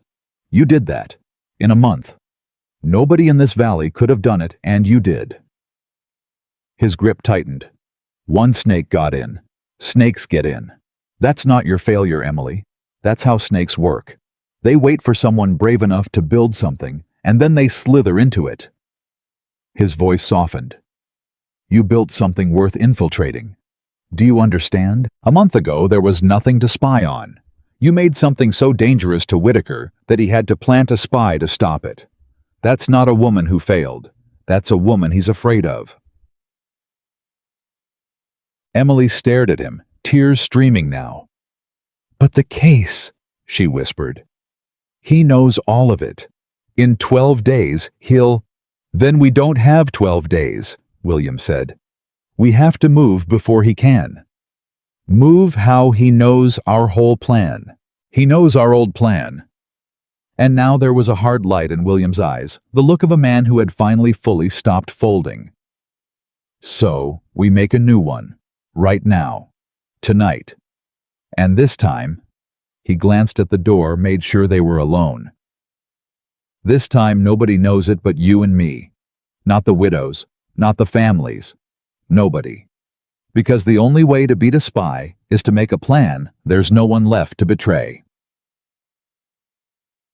They worked through the night, and what they built was not a battle, it was a trap. He knows we're gathering the families for the court date, William said, pacing the kitchen while the boys slept upstairs. So he'll spend the next 12 days making sure they never make it. He'll buy some, threaten others, run a few out of the territory. By the time the court convenes, he'll have made sure there's no army left to stand up. So the court date is dead, Emily said. The court date is dead, William agreed, which means we let him believe he's won it. We let him spend all his energy tearing apart a plan we're not even going to use anymore. He stopped pacing. While we go after the one thing he can't buy, can't threaten, and doesn't even know we know exists. Which is... William pulled something from his coat, a small worn notebook. The forger. Emily blinked. The forger. Charles Whitaker didn't make those deeds himself. He's a banker, not a craftsman. Somebody made them for him. A man skilled enough to fake government seals and official documents. That's a rare specialized trade and an illegal one. William's finger tapped the notebook. When I went to the land office in the capital, I didn't just get my real deed. I got curious. I asked around quiet-like about who in the territory does that kind of work. There's only a handful of men skilled enough, and one of them, he opened the notebook. One of them turned up dead 6 months ago in a river with his pockets full of money he had no honest way of earning. Emily's breath caught. Whitaker killed the forger. Maybe, probably. But here's the thing about men who forge documents for a living. William's eyes glinted. They're not loyal. They're not stupid either. A man who fakes deeds for a dangerous, powerful client knows exactly what happens to him when the client's done needing him. So a smart forger keeps insurance. He tapped the notebook again. Copies. Records. Proof of every job he ever did, who ordered it, what it was, for how much they paid. Kept somewhere safe. So that if the client ever comes for him, he has leverage, Emily breathed. He has leverage. William nodded grimly. And if that forger is dead in a river, then his insurance is still out there somewhere. His records. His copies. Every forged deed Charles Whitaker ever ordered with Whitaker's name attached to the payment. Not 5 deeds, Emily. Not 6. All of them. Everything he's ever stolen. In one place.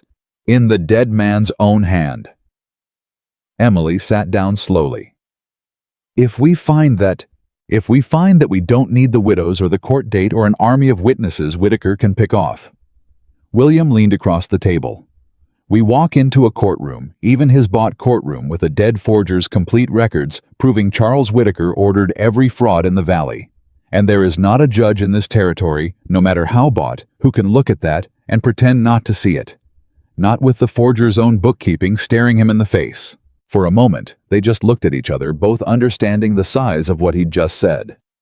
It's a long shot, Emily said. We don't even know if the records exist, or where, or if Whitaker already found them and burned them. It's a long shot, William agreed. But it's a shot Whitaker doesn't know we're taking. He's watching the court date. He's watching the widows. He's got a spy reporting on a plan we've already abandoned. A hard smile touched his mouth. He's looking the wrong way, Emily, and that's the only advantage we've got left. Emily looked at the worn notebook, at the name of the dead forger written in her husband's careful hand. Where do we even start? The forger had a sister, William said, in Helena. If a man that careful left insurance behind, he left it with somebody he trusted. And a man like that doesn't have many people he trusts. He closed the notebook. We start with the sister. Tomorrow, and we tell no one where we've gone. Dull, but telling no one, it turned out, had a cost, and the cost was almost more than Emily could bear. Because to keep the trap secret, they had to let the world believe Charles Whitaker was winning. They let the court date collapse. They watched silent as Whitaker's men worked through the valley over the following days, and one by one, the families they'd gathered fell away. The Delaney's threatened fled back to Oregon before they'd even unpacked.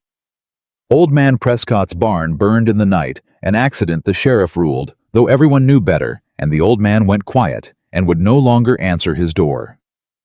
The widow Abbott, terrified past the point of courage, begged Emily's forgiveness and disappeared to relatives in the South. One by one, the army Emily had built with a month of kitchen-table courage melted away, and she had to let it happen. She had to stand by and watch every frightened person she'd promised. You are not alone. Be forced back into their fear, because if she reassured them, if she told them to hold on, that there was still a plan, the spy would hear it, and Whitaker would know she hadn't given up. They think I abandoned them. She wept one night, the weight of it finally cracking her open. All those women. I sat in their kitchens, and I held their hands, and I promised them they weren't alone. And now they think I ran, the second things got hard. Just like everyone always runs. I made them brave, and then I let them go back to being scared, and they think it's because I gave up on them. I know, William said quietly. He'd come to sit beside her in the dark. I know what it costs you. Do you? Yes. He was silent for a moment. It's the same thing I did to my sons. For 3 years. Let them believe I was cold, that I didn't care, because I couldn't let them see what I was really doing, drowning and trying not to pull them under with me. He took her hand. Sometimes the kindest thing looks like the cruelest thing from the outside. You didn't abandon those women, Emily. You're about to save them in a way that lasts. But they can't know it yet, and that's the price. And it's an awful price. I won't pretend it isn't. Emily leaned her head against his shoulder, exhausted, past pretending. When did you get so wise about all this? She murmured. I married a woman who wouldn't let me hide anymore, William said softly. Turns out that changes a man. And in the dark, tired and frightened, and carrying a secret that felt like a betrayal, Emily Harrison turned her face into her husband's shoulder, and William Harrison put his arm around her and held her. And neither of them called it an arrangement anymore. The forger's sister lived in a small house on the edge of Helena, and she did not want to talk. I don't know what you're talking about, she said through a barely open door, her face gray with old fear. My brother drowned. That's all. An accident. Now please leave me be. Ma'am, Emily said gently, we're not here to hurt you. We're here because your brother was murdered, and we think you know it. And we think you've been afraid for 6 months that whoever did it might come for you too." The woman's face crumpled. "We know who did it," Emily continued, soft and steady. "A man named Charles Whitaker. And he's used your brother's work to steal land and ruin families all across our valley, including ours. He's trying to take my son's home right now." She reached out, not quite touching. "Your brother left something behind, didn't he? Something to protect himself. And you've been sitting on it for 6 months, terrified to use it, and terrified to destroy it. Because it's the only thing that proves what really happened to him." For a long moment, the woman just stared. Then slowly she opened the door. "He told me," she whispered, "that if anything ever happened to him, it wouldn't be an accident. And he gave me a box, and he made me promise to keep it hidden. And he said," her voice broke, "he said someday somebody might come who could make it right. Somebody the box could help instead of hurt." She looked at Emily with brimming eyes. "I've been waiting 6 months, praying that somebody would come before that man came for me too. And nobody did. I'd almost given up." "We came," Emily said. "We're here now. You're not alone anymore." And at those words, the same words she'd said to a frightened boy in the dark, the same words she'd said to widow after widow at kitchen table after kitchen table, the forger's sister broke down entirely and led them inside. The box was under the floorboards, and when they opened it, Emily's hands began to shake, because inside was everything. Ledgers in the dead forger's precise hand recording every job he had ever done. Names, dates, payments, and deed after deed after deed, drafts and copies, each one commissioned by the same client, each payment traced back to the same source. Charles Whitaker. Not 5 frauds, not 6. Dozens. 20 years of theft documented in a dead man's careful hand, complete with Whitaker's name on every single order. "Dear God," William breathed, turning the pages. "It's all here. Everything. Every family he ever robbed. Every deed he ever faked. His whole empire built on forgery, written down by the man who made it possible." He looked up at Emily, something like awe in his face. "This doesn't just save our ranch. This doesn't just help 6 families. This ends him," Emily whispered. "Completely. Forever." The forger's sister was watching them, tears running down her weathered face. "My brother," she said. "Will people know that he wasn't just a criminal, that in the end his work had helped make it right?" Emily crossed the room and took the woman's hands in both of hers. "Ma'am," she said, "your brother's careful bookkeeping is going to free every family Charles Whitaker ever robbed. When this is over, the whole territory is going to know that a man everyone thought was just a forger left behind the one thing that brought down the most powerful thief in Montana." Her voice was fierce and gentle at once. "He didn't die for nothing. I promise you that. He died leaving a light in the dark for somebody to find. And we found it." The woman wept and nodded and pressed the box into Emily's hands. "Then take it," she said. "Take it and end him. For my brother. For all of them." They rode home with the box hidden in the wagon, and for the first time in weeks, hope rode with them. But Emily should have known that Charles Whitaker did not lose quietly.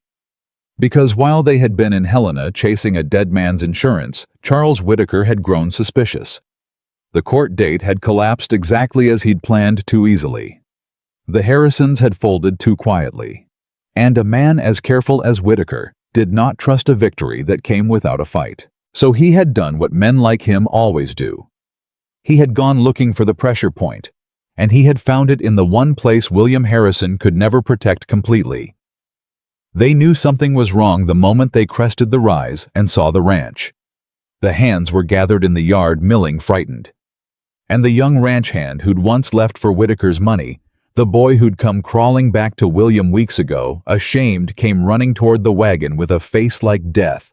"Mr. Harrison, thank God you're back, it's the boys." William was off the wagon before it had fully stopped. "What about my sons?" "They're gone." The boy could barely speak. "Thomas and Henry. They were playing out by the South Creek this morning like always, and then Mr. Harrison, some men came. Whitaker's men. We tried to stop 'em, we did. But they had guns, and they took the boys, and they left this." He held out a folded piece of paper with a shaking hand. Emily felt the whole world go silent. William unfolded it, read it, and Emily watched every drop of color drain from her husband's face, watched the strongest man she'd ever known begin to shake. "What does it say?" she whispered. "William, what does it say?" He couldn't speak. So Emily took the paper from his frozen hands and read it herself. Harrison. I have your sons. They are unharmed and they will stay that way provided you do exactly as I say. You will sign over the entire Harrison Ranch to me free and clear by noon tomorrow. You will drop any and all claims against me forever. You will sign a statement confessing that your deed was fraudulent and mine was always genuine. And you and your schoolteacher wife will leave the territory and never return. Do all of this, and your boys come home tonight. Refuse or bring the law or try anything clever, and I promise you, Harrison, you will bury 2 more children in that frozen field beside their mother. You have until noon. C.W. Emily's hands crushed the paper, and a sound came out of William Harrison that she had never heard from any human being. A low, broken animal sound of pure agony, the sound of a man being torn apart from the inside. He has my sons, William said. His voice didn't sound like his own. He has my boys Emily, Thomas, Henry. He's got them somewhere right now, and they're scared and they're alone, and if I don't... He grabbed her arms wild-eyed. I have to sign. I have to give him everything. The ranch, the confession, all of it. I don't care. I don't care about the land. I don't care about the case. I don't care about the widows or the dead forger or any of it. Those are my children. William, he can have it all. William's voice cracked into a sob. He can have every acre.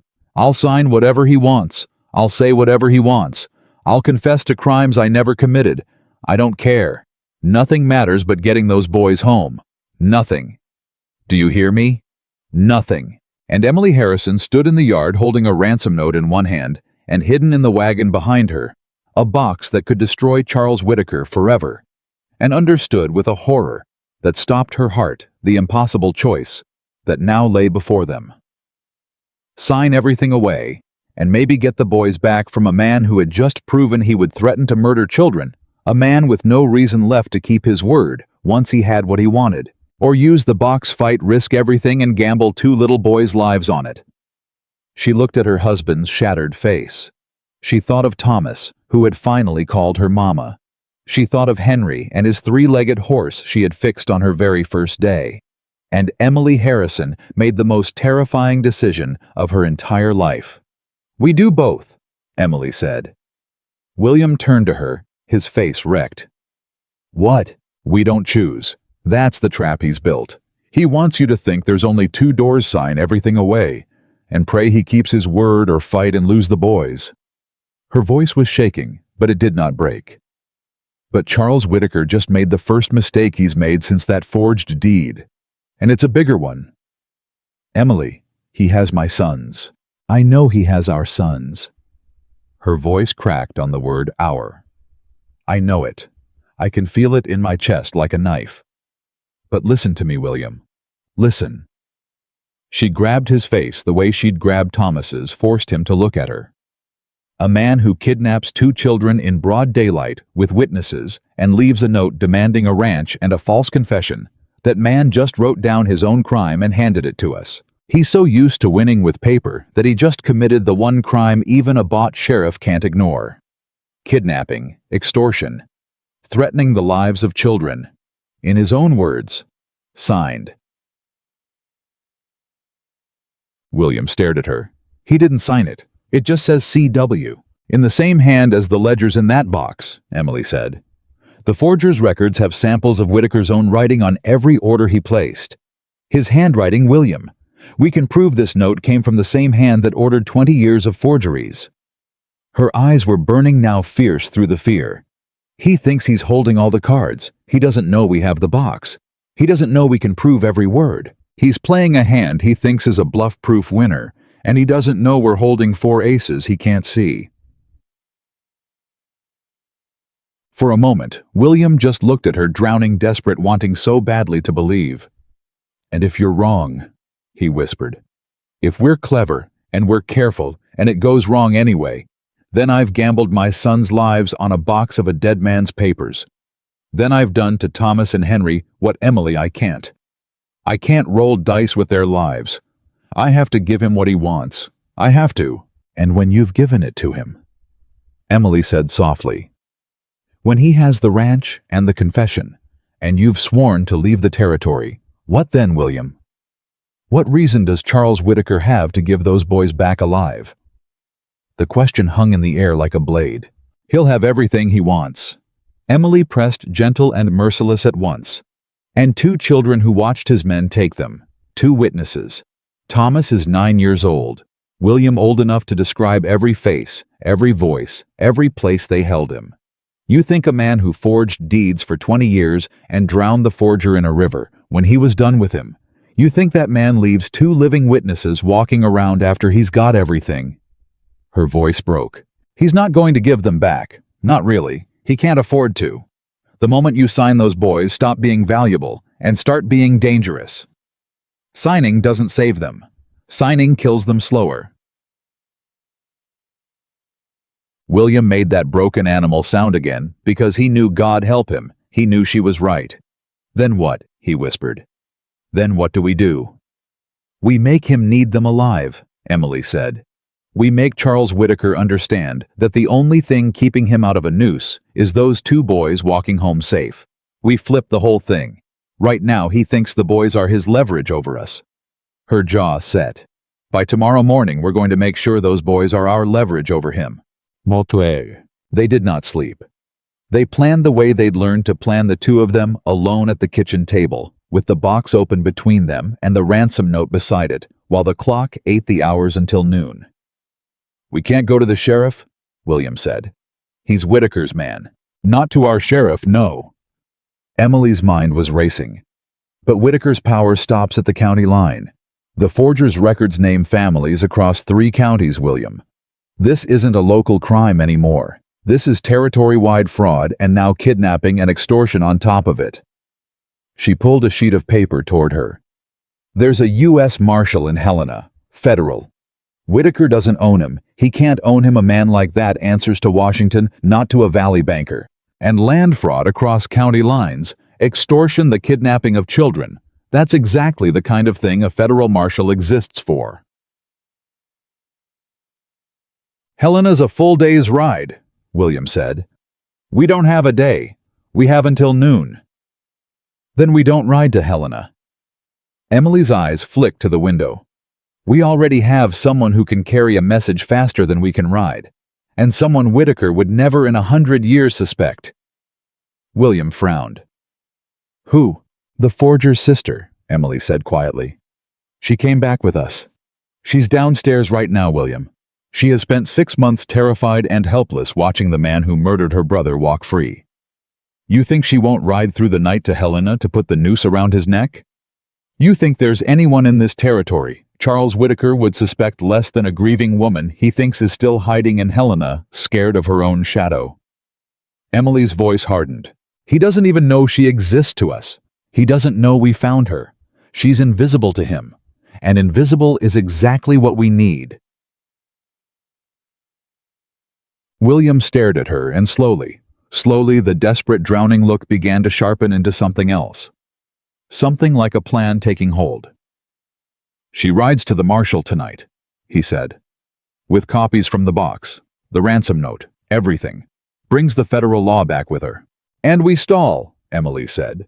"We buy the time. That's the dangerous part, because Whitaker's expecting you to fold by noon. If you don't show up ready to sign, he panics. And a panicking Whitaker with 2 children. She couldn't finish. "So I show up," William said slowly. "I go to him at noon. I bring papers. I look broken. God knows I won't have to pretend. I make him believe I'm signing everything away exactly like he wants. And you keep him talking," Emily said. "You keep him gloating. You make him feel like he's won, because a man who thinks he's won gets careless, and a careless man keeps his hostages close so he can enjoy his victory." Her hands were shaking. You keep those boys near you, and you keep Whitaker talking until the marshal arrives. That's the whole plan, William. Stall the devil at his own table long enough for the federal law to walk through the door. For a long moment, the enormity of it sat between them. It could go wrong 100 ways, William said quietly. It could, Emily agreed. But every other road ends with him getting everything, and the boys never really coming home. This is the only road where we walk out with our sons. So, it's the road we take.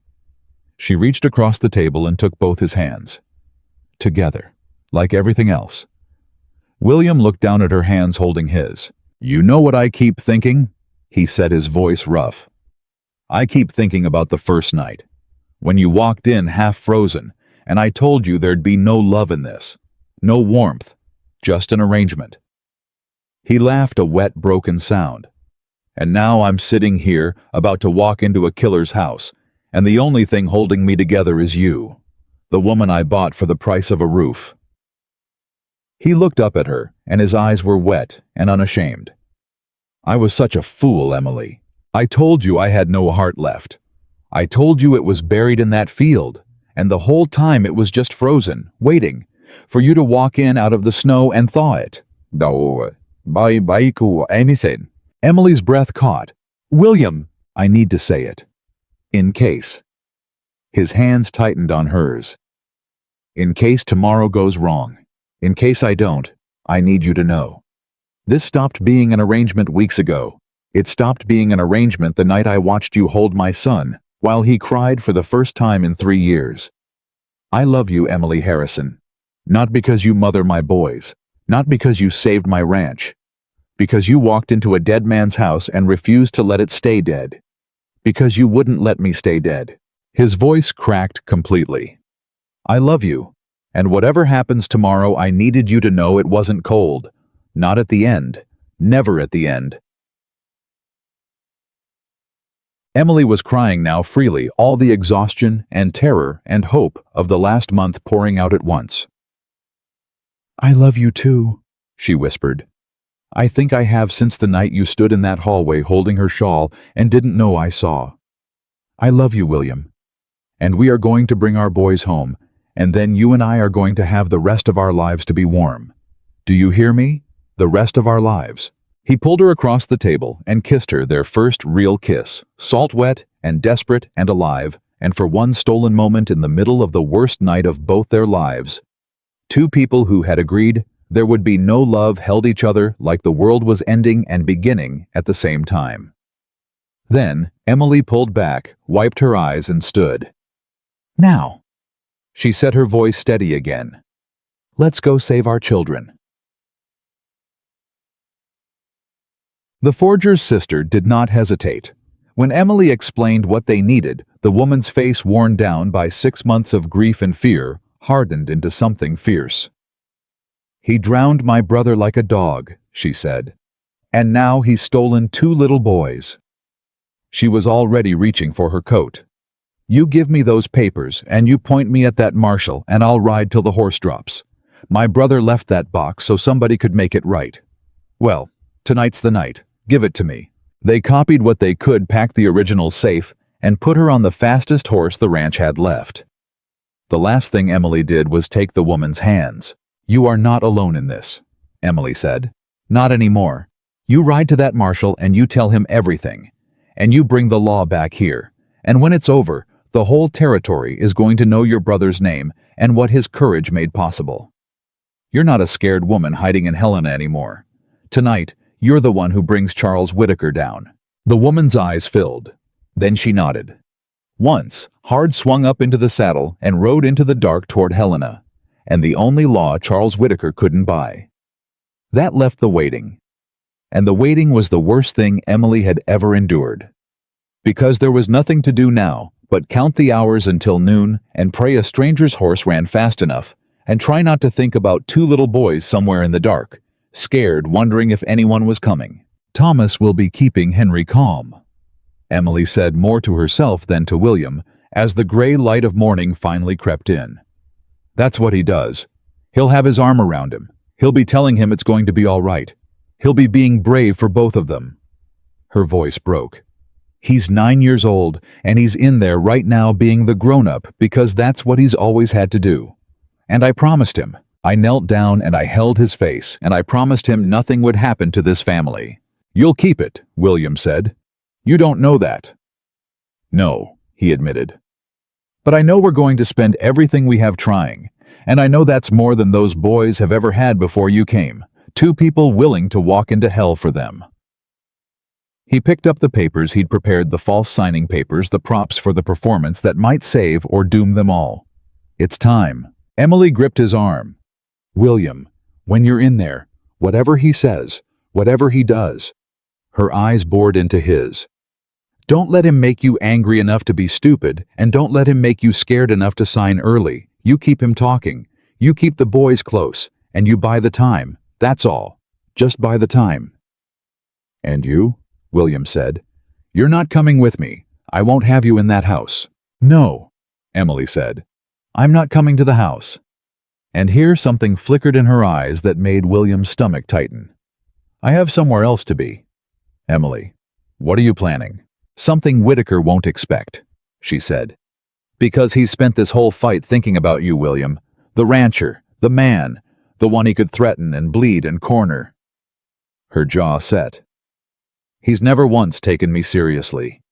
The school teacher who couldn't hold a job. The desperate woman who married for a roof. He looked right at me on that courthouse street and told me I should have died in the snow. Her eyes glinted. He's about to learn what a serious mistake that was. Emily. Fear rose in his voice. Whatever you're thinking, it's too dangerous. Please, I've already lost the boys. I can't lose you too. You're not going to lose me, Emily said. She stepped close, kissed him once hard.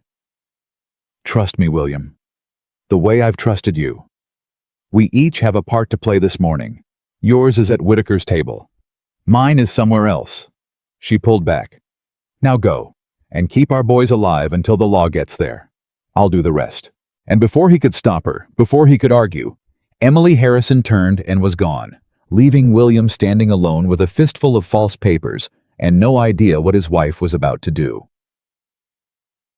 What Emily was about to do was the most dangerous thing of all.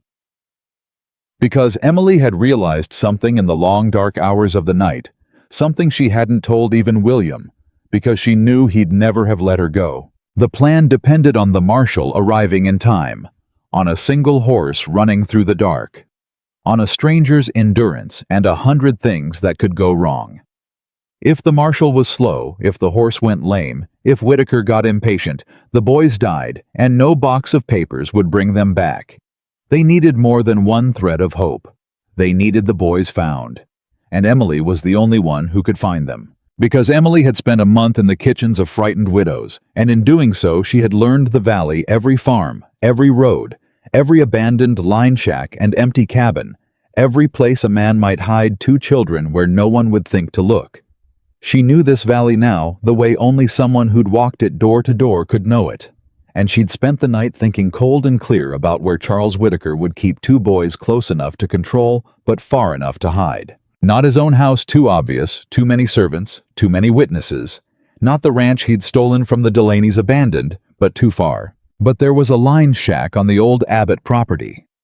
The land Whitaker had stolen from the widow years ago, close to his own holdings. Empty. Forgotten. And the widow Abbott, before her fear had swallowed her whole, had mentioned it once to Emily. At her kitchen table, he never even uses that old cabin, just lets it rot all that land he took, and half of it he doesn't even touch. It was a guess. It was a desperate, terrifying guess. But Emily Harrison had learned that sometimes a guess made with love by someone who'd bothered to listen was worth more than all the certainty in the world. She saddled a horse, and she rode not toward Whitaker's house where her husband was walking into the lion's mouth, but toward a rotting cabin on stolen land, alone, unarmed, except for the one weapon Charles Whitaker had never once respected. Her. Nay, William Harrison walked into Charles Whitaker's study at noon, exactly carrying papers and grief, and he played the broken man because he barely had to pretend. Ah. Whitaker looked up from behind his desk, and his smile was the fat, satisfied smile of a man who had already won. Right on time. I do appreciate punctuality, Harrison. It suggests you understand the seriousness of your situation. Where are my sons? William said. His voice shook. That too was real. Close, safe, warm, even I'm not a monster. Whitaker gestured to the chair across the desk. Sit. Let's conduct our business like gentlemen, and then you can have your boys back and we can all get on with our lives. Yours somewhere far from here, of course. William sat. It took everything he had. I want to see them first, before I sign anything. You're in no position to make demands. Whitaker slid a stack of papers across the desk. But I'm feeling generous. Sign these: the transfer of the ranch, the withdrawal of your absurd claims, and your signed confession that your deed was fraudulent, and I'll have the boys brought out before you leave. You'll walk out of here with your sons and your lives. That's more mercy than most men in your position get from me. William looked at the papers. His whole world reduced to 3 sheets of ink. His wife's grave, his son's birthright, everything he'd built with his own 2 hands. He picked up the pen, and he began to stall. This confession, he said, slowly reading. It says my deed was fraudulent from the beginning, that I knowingly squatted on your land. He frowned deliberately, buying seconds. If I sign this, I'm confessing to a crime. Fraud. Couldn't you use this to have me arrested even after I leave? Whitaker's smile flickered with impatience. You're overthinking it, Harrison. Sign the paper. I just want to understand what I'm confessing to. You're confessing to whatever I put in front of you because I have your children. The banker's voice sharpened. Stop reading and start signing. I'm signing, William said. I'm signing. He set the pen down, picked it up again, his hands genuinely shaking. You have to understand, this is everything. My wife is buried on that land. I dug her grave myself. And now you're asking me to sign it over to the man who... I'm asking you to save your living children instead of clinging to a dead wife's dirt. Whitaker snapped. Sentiment is a luxury, Harrison. It's why men like you lose and men like me win. Now sign, or I'll start to wonder if you're stalling, and you won't like what happens when I get suspicious. And there it was, the edge of the trap. William saw it. If he stalled too hard, Whitaker would panic. If he signed too fast, the boys were doomed. He had to walk the razor's edge, keep the man talking, keep him gloating for however long it took a horse to run from Helena, or for whatever Emily was doing to bear fruit. So, William Harrison did the hardest thing he had ever done. He put the pen to the paper, and he began very slowly to sign his name. Meanwhile, Emily reached the line shack on the stolen Abbott land, and her heart nearly stopped. Because there was a man outside it. One of Whitaker's men sitting on a stump with a rifle across his knees, bored and cold, and watching nothing, the careless posture of a guard who's been told to watch children nobody's coming for. The boys were here. Her guess had been right. And now she was one unarmed woman against an armed man with no plan for this part, because there had never been a plan for this part. Only the desperate certainty that she had to find them, and everything after that she'd have to make up as she went. She slid off her horse a distance away, tied it, and crept closer through the cold, her mind racing. She couldn't fight him. She couldn't outrun him if it came to it. She had nothing, no gun, no help, no... And then she heard it. Through the thin wall of the shack, muffled but clear, a small voice. Henry, crying. And another voice, low and steady, comforting him. Thomas, being brave, being the grown-up exactly like she'd known he would. It's okay, Henry. It's okay. Mama and Papa are gonna come. They're gonna come get us. Emily promised. She held my face, and she promised nothing would happen to our family, and she doesn't break promises, remember? She's not like the others. She stayed. She's gonna come. And something in Emily Harrison went from terrified to molten. Because that little boy in there, that fortress boy, who had finally let himself trust her, was holding on to her promise like a rope in the dark. He was keeping his brother alive on the strength of her word. And she was not going to let that word be a lie. She didn't have a gun. She didn't have a plan. But Emily Carter had spent her whole life being underestimated by dangerous men, and she had one weapon left that had never failed her. The thing that had gotten her run out of a town. The thing that had made her stand up in a church. The thing Charles Whitaker had looked at and dismissed. Her nerve. She stood up. And instead of hiding, instead of creeping, she walked straight out into the open, directly toward the armed guard, calm as a Sunday morning. The man scrambled up, rifle rising. "Hey, hold it right there. Who the hell?" "Put that down before you hurt yourself," Emily said in the exact voice she'd used on unruly schoolboys for 4 years. "I'm Mrs. Harrison. I imagine you know the name." The man blinked, thrown. How I found you doesn't matter. What matters is what's about to happen to you." Emily kept walking, kept her voice iron steady, closing the distance while his confusion held. "You're guarding 2 kidnapped children for Charles Whitaker, and a U.S. Marshal is riding here from Helena right now with documents proving 20 years of Whitaker's crimes and a ransom note in his handwriting demanding I sign away a ranch or he'd murder my boys." She watched the man's face change. Federal crime, that, kidnapping, extortion, threatening children's lives, the kind they hang men for. And when that marshal gets here, he's going to find you sitting on a stump holding the rifle. The guard's face went pale. I just do what I'm told." "That's not a defense a federal judge cares about," Emily said, close now, so close her voice dropping. "But here's the thing. Whitaker's finished. His empire's already collapsing, he just doesn't know it yet. The only question left is whether you go down with him or whether you're smart enough to walk away right now before the marshal arrives and let me take those children home." She held his eyes. "You can hang for Charles Whitaker's crimes. Or you can get on your horse and be 20 miles gone before the law arrives and nobody ever knows you were here. Those are your 2 doors, mister. And you've got about 1 minute to choose." The man stared at her, and Emily saw the exact moment fear did to him what it had done to the whole valley, the exact moment he decided Charles Whitaker was not worth a noose. "They're inside," he said, already backing toward his horse. "Tied but not hurt. I never touched 'em, I swear it, I just watched 'em." He swung up into the saddle, wild-eyed. "You never saw me. I was never here." "I never saw you," Emily agreed. And then he was gone, galloping away across the stolen land as fast as his horse would carry him, and Emily Harrison was alone outside a rotting cabin with 2 children inside and no one left to stop her. She ran to the door and threw it open. "Thomas Henry!" And 2 small faces turned toward her, tear-streaked, terrified, and then all at once blazing with a joy so pure it broke her heart wide open. "Mama!" She fell to her knees and gathered them both into her arms, cutting the ropes with shaking hands, holding them so tight she could feel both their hearts hammering against hers. Henry sobbed into her neck.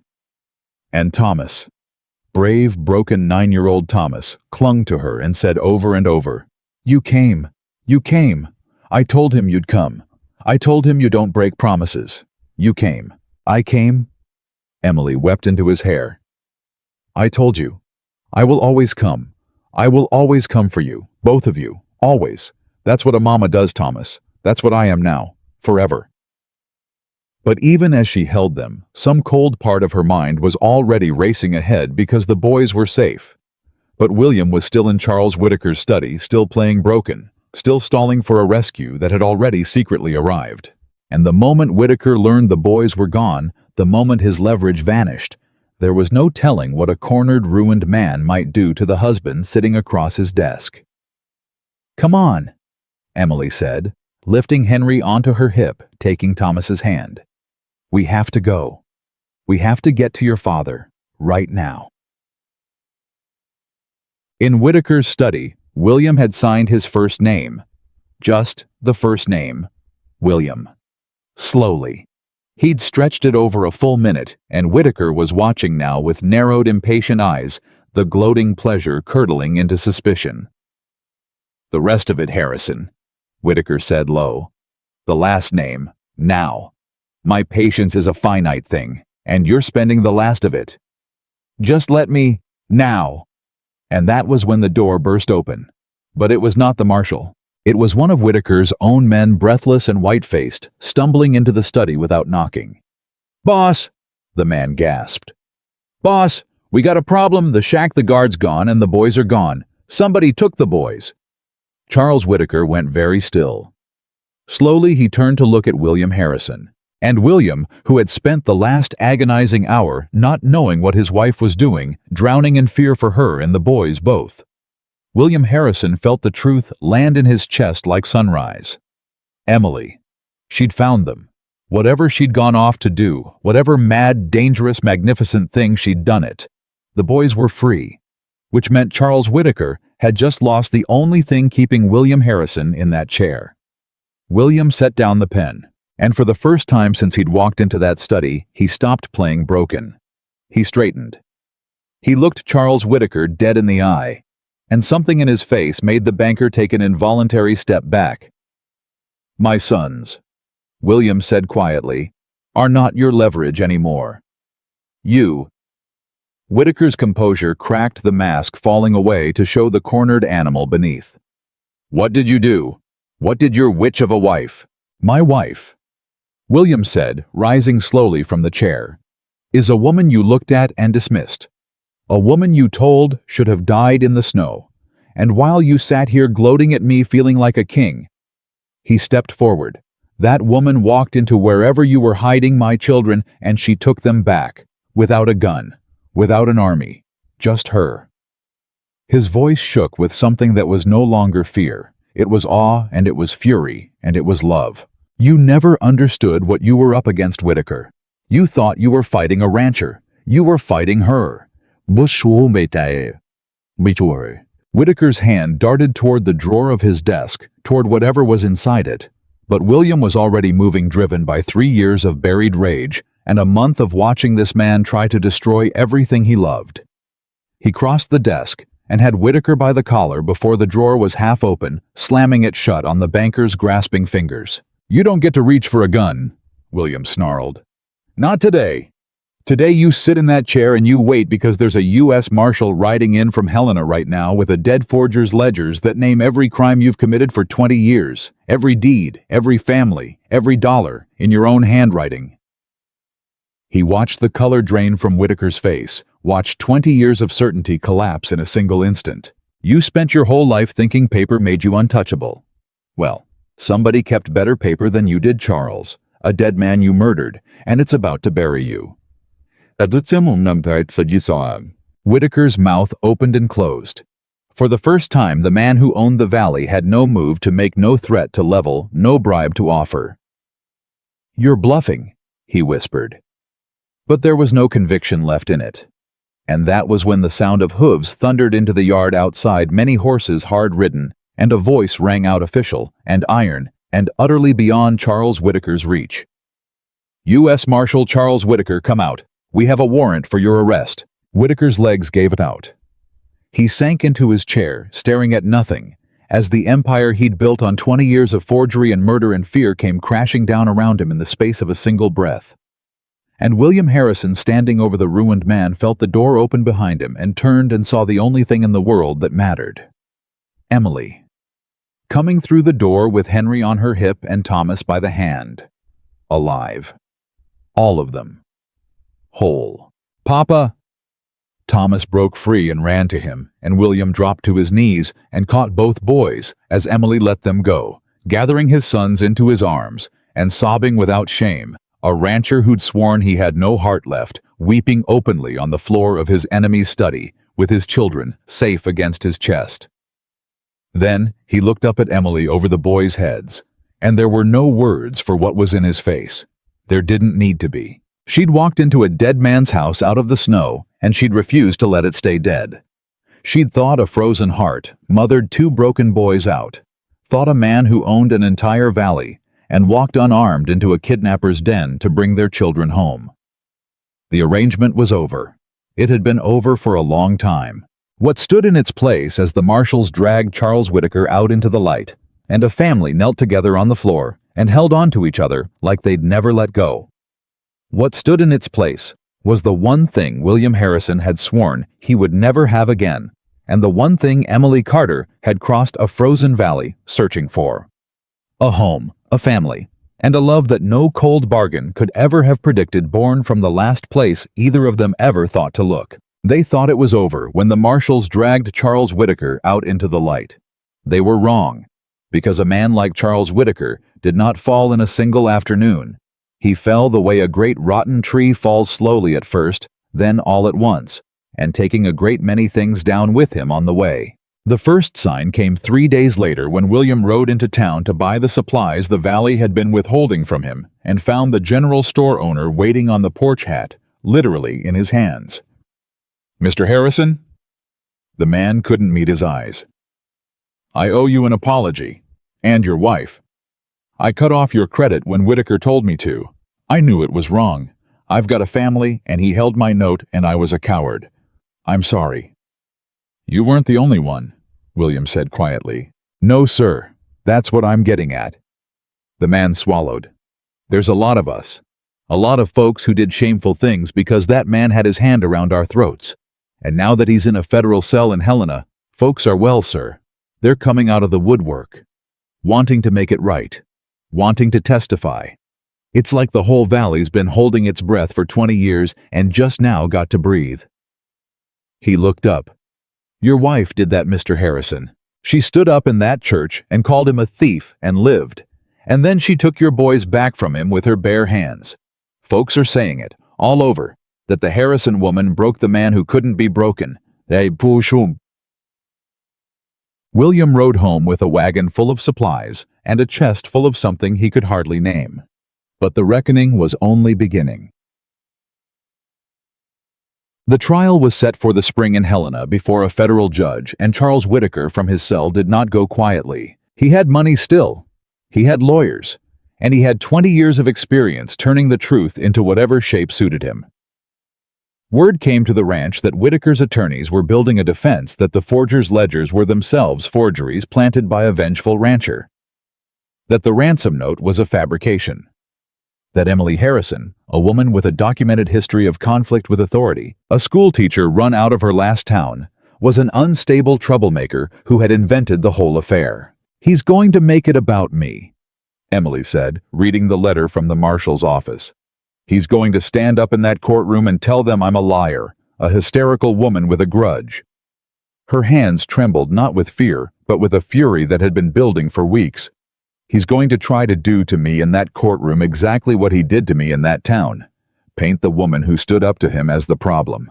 "Then he doesn't understand who he's dealing with," William said. "Still, even now." "No," Emily said slowly, and a hard light came into her eyes. "No, he doesn't. Because he thinks it's still my word against his. He thinks this is one troublesome woman against a respectable man." She set down the letter. "But it isn't. Not anymore. It hasn't been for a long time." She looked at William. "How many families did that box name? Dozens. And how many of them are still too scared to come forward?" William understood at once. "Fewer every day, now that he's in a cell." "Then it's time to finish what I started in those kitchens," Emily said. "The first time I built an army, and Whitaker planted a spy, and it fell apart. But there's no spy now, William. There's no Whitaker walking free to threaten them. There's just a man in a cage and a valley full of people he robbed who've spent 20 years too frightened to say his name out loud." She stood. "So we're going to go back. Every kitchen, every widow, every family. And this time when they stand up together, there's nothing left for them to be afraid of. This time the wall holds." Joshua. It took the whole winter. Emily rode the valley door to door the way she had that first desperate month. But everything was different now. The last time she'd come as a stranger, asking frightened people to risk everything. This time, she came as the woman who'd already done it, who'd stood in the church, who'd broken the unbreakable man, who'd walked into a kidnapper's shack alone and walked out with 2 children. And this time, they opened their doors. The widow Abbott came back first weeping, begging forgiveness for the fear that had made her flee. "I ran," she said. "When it mattered most, I ran. And you didn't. You never ran, not once. You didn't run because you were weak," Emily told her, holding the older woman's hands. "You ran because a monster had his hand at your throat for years. That's not weakness, Mrs. Abbott. That's what fear does to good people. And it's over now. He can't touch you. So the only question left is whether you'll stand up in that courtroom and take back what he stole. Not just from you, from all of us. The widow Abbott stood up straight for the first time in years. "Point me at him," she said. One by one they came. The Delaney's returned from Oregon a second time for good this time. Old man Prescott, who'd gone silent after his barn burned, found his voice again. Families. Emily had never even met came forward once they heard the Harrison woman was gathering the wronged, carrying stories of forged liens and stolen water rights, and land signed away in back rooms under threat. By the time the snow began to melt, Emily Harrison had done what no one in the valley had ever dared. She had gathered not 5 families, not 6, but more than 30. 30 families, each holding a forged document, each with a story, each willing at last to stand in a federal courtroom and point at the man who had spent 2 decades stealing their lives. And behind every single one of them stood the dead forger's ledgers, in his own careful hand, naming every crime. "He wanted to make it my word against his," Emily said the night before they left for Helena, looking at the thick stack of testimonies she'd gathered. "Well, it's not my word anymore, William. It's 30 families and a dead man's bookkeeping." Her voice was steady and certain. "There isn't a judge in this country who can call all of us liars." The trial lasted 8 days. Charles Whitaker's lawyers fought exactly as they'd promised, clever, ruthless, twisting every fact they could reach. They painted Emily as unstable. They called the ledgers fraudulent. They did everything 20 years of buying justice had taught them to do. And it all fell apart, one witness at a time. Because a bought lawyer can twist one woman's word. He cannot twist 30 families telling the same story. He cannot explain away a dead man's handwriting matching a ransom note. He cannot make a courtroom unsee a pattern that stretches back 2 decades, all leading to the same name. The forger's sister testified the woman who had ridden through the dark to Helena, who had carried the box that broke the case wide open. She told the court about her brother, about the box under the floorboards, about the promise he'd made that someday someone would come who could make it right. And when she was done, there was not a dry eye in the room. Old man Prescott testified. The widow Abbott. The Delaneys. One after another, a river of stolen lives finally given a voice. And then Emily took the stand. Whitaker's lawyer came for her exactly as expected, sneering, relentless, trying to make her small. He brought up Clearwater. He brought up the job she'd lost. He tried to paint her as a woman who couldn't get along, a troublemaker with a grudge, a liar. Emily let him finish, and then she looked past the lawyer directly at Charles Whitaker, sitting at the defense table, in a suit that no longer fit the man he'd become. "You're right about one thing," she said, her voice carrying clear through the silent courtroom. "I did lose my job in Clearwater. I lost it for standing up to powerful men who thought the law belonged only to them. And I would do it again tomorrow." She turned back to the lawyer. "You want to know what kind of woman I am? I'm the kind who was going to die in the snow one winter night because men like your client made sure I had nowhere to go. And instead of dying, I walked into a house full of grief, and I found 2 motherless boys, and I found a broken man, and I found a family. And when your client tried to steal that family's home with a forged piece of paper, I read the date on it." Her voice rose, ringing. "That's the whole crime you're trying to punish me for. I read the date. I could tell that his government seal was stamped 3 years before that government existed. That's what makes me dangerous to men like Charles Whitaker. Not that I'm unstable, that I can read, that I won't look away, and that I am no longer ever again afraid." She stood up from the witness chair, though no one had dismissed her. "You spent 20 years counting on people being too poor to fight and too scared to try," she said to Whitaker, directly to the whole silent room. "You looked at me on a courthouse street and you told me I should have died in the snow. Well, I didn't die, Mr. Whitaker. I lived, and I brought 30 families with me, and every one of us is done being afraid of you." The gavel came down for order, but it didn't matter. The courtroom had already heard everything it would ever need to hear. The verdict took the jury less than an hour. Guilty, on every count. Fraud, forgery, extortion, kidnapping, and when the marshals finished their investigation into a body pulled from a river 6 months before murder. Charles Whitaker, the man who had owned an entire valley, who had believed himself untouchable, who had built an empire on the certainty that money and fear could bend any law to his will, was sentenced to spend the rest of his natural life in a federal penitentiary. And every acre he had stolen, every forged deed, every fraudulent lien, every stolen water right was ordered, returned to the families he had taken it from. The Delaney's got their farm back. Old man Prescott got his water. The widow Abbott, who had cooked in the kitchen of the man who robbed her, walked back onto her own 40 acres, a free woman with her head high. And the Harrison Ranch. The North 40 acres. The house, the field where a woman lay buried under the frozen ground, was declared by a federal judge to have always and only belonged to William Harrison.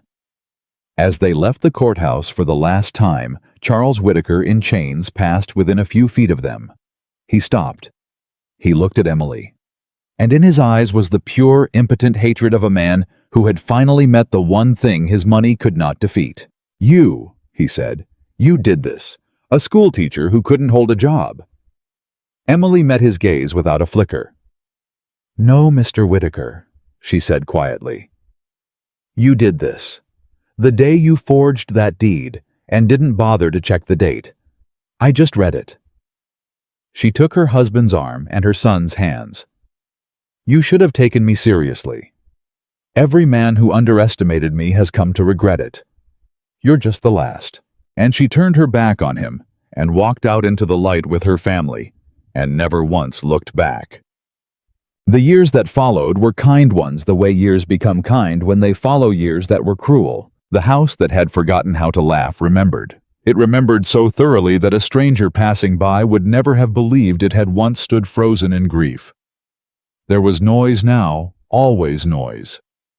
Henry's shrieking laughter as he tore through the halls, Thomas's voice deeper each year, reading to his little brother by the fire, the clatter of full plates and the scrape of chairs pulled up to a crowded table. And there were more voices in time, because a year after the trial on a warm spring morning, Emily Harrison stood on the porch and told William that the family they'd built was going to grow. He wept when she told him. This time not from grief. Their daughter was born the following winter in the same house where a woman had once died in childbirth and frozen a family in mourning for 3 long years. But this birth did not end in a blood-stained sheet and a silent house. This one ended with a healthy cry, and a mother alive and laughing through her tears, and a father holding his newborn daughter as if she were made of light. They named her Grace. Thomas held his baby sister first after his parents. 9 years of watching people leave had made him careful with love, but Emily had spent years teaching that careful boy that it was safe at last to hold on. He looked down at the tiny face, and then up at Emily, and he said the thing that told her every wound had finally healed. "She's never going to know what it's like." Thomas said softly, "To be scared nobody's coming, because we're all always going to come. That's what this family does. Isn't it, Mama?" "That's exactly what this family does," Emily said and pulled her oldest son against her side. "You taught me that. You in a shack telling your brother I don't break promises. You taught me what this family is, Thomas, before I even knew it myself." There was one thing left undone, one thing that had waited 3 years and then a few years more. It was Emily who finally spoke of it on a quiet evening after the children were asleep. "William," she said, "the shawl." He went still. He knew the one. Her shawl. The dead woman's shawl, still hanging by the door, where it had hung for years, the thing he'd sworn never to move. The thing that let him pretend his first wife had only just stepped out. "I've never touched it," Emily said gently. "I told you I never would, and I never did. But I think—" She took his hand. "I think it's time you did. Not because we've forgotten her, because we haven't. Thomas talks about her. The children know her name. She's part of this family, and she always will be." Her eyes were soft. But she died protecting a family, William. And that family is alive now. It's whole. It's laughing. It's everything she'd have wanted it to be. She squeezed his hand. You don't need the shawl to keep her close anymore. She's close. She's in Thomas's face and Henry's stubbornness and the very ground this house is built on. You can take it down now.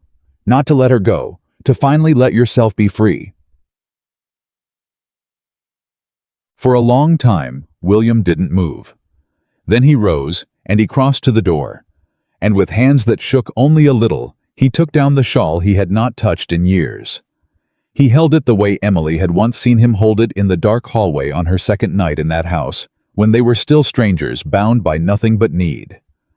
But he wasn't shaking apart this time. He folded it carefully with love, and he carried it out to the field behind the house to the grave where he had buried her with his own hands in the frozen ground, and he laid it there at the foot of her stone in the warm grass under a living sky. Thank you, he said quietly to the woman beneath the earth. For our boys. For the years we had. I'll love you always. But I have to live now. I finally know how. He rested his hand on the stone for a moment. You'd have liked her. The woman who saved us. You'd have liked her so much. When he came back to the porch, his eyes were wet, but his shoulders were light in a way Emily had never seen. 3 years of frozen grief and a few more of slow thaw finally fully melted. He sat down beside his wife and took her hand. It's done, he said. I let myself be free. I know, Emily said softly. I saw. Years later, they still told the story across Montana. They told it in kitchens and around fires and on long wagon rides. The story of the widower who thought all he needed was a practical arrangement and the desperate woman who arrived in the snow with nothing but a suitcase and her nerve. They told it to explain how the great Charles Whitaker fell, how an entire valley got its stolen land back, how one schoolteacher who couldn't hold a job brought down the most powerful man in the territory by reading a date on a forged deed. But the people who knew the Harrisons best knew the story wasn't really about any of that. It was about a boy who learned it was safe to call a stranger Mama. It was about a man who dug his wife's grave in frozen ground and thought he'd buried his heart with her, only to find it had been waiting frozen for someone brave enough to thaw it. It was about a woman who had spent her whole life being invisible, being the person nobody would miss, who walked into a house full of grief one winter night and discovered at last that she had never been unlovable, only unfound. On a warm evening in her later years, Emily Harrison stood on the porch of the house that had once forgotten how to laugh and watched her family in the yard below. William Gray, now still tall, teaching Grace to ride the way he'd once taught her brothers. Henry, grown home from the life he'd built.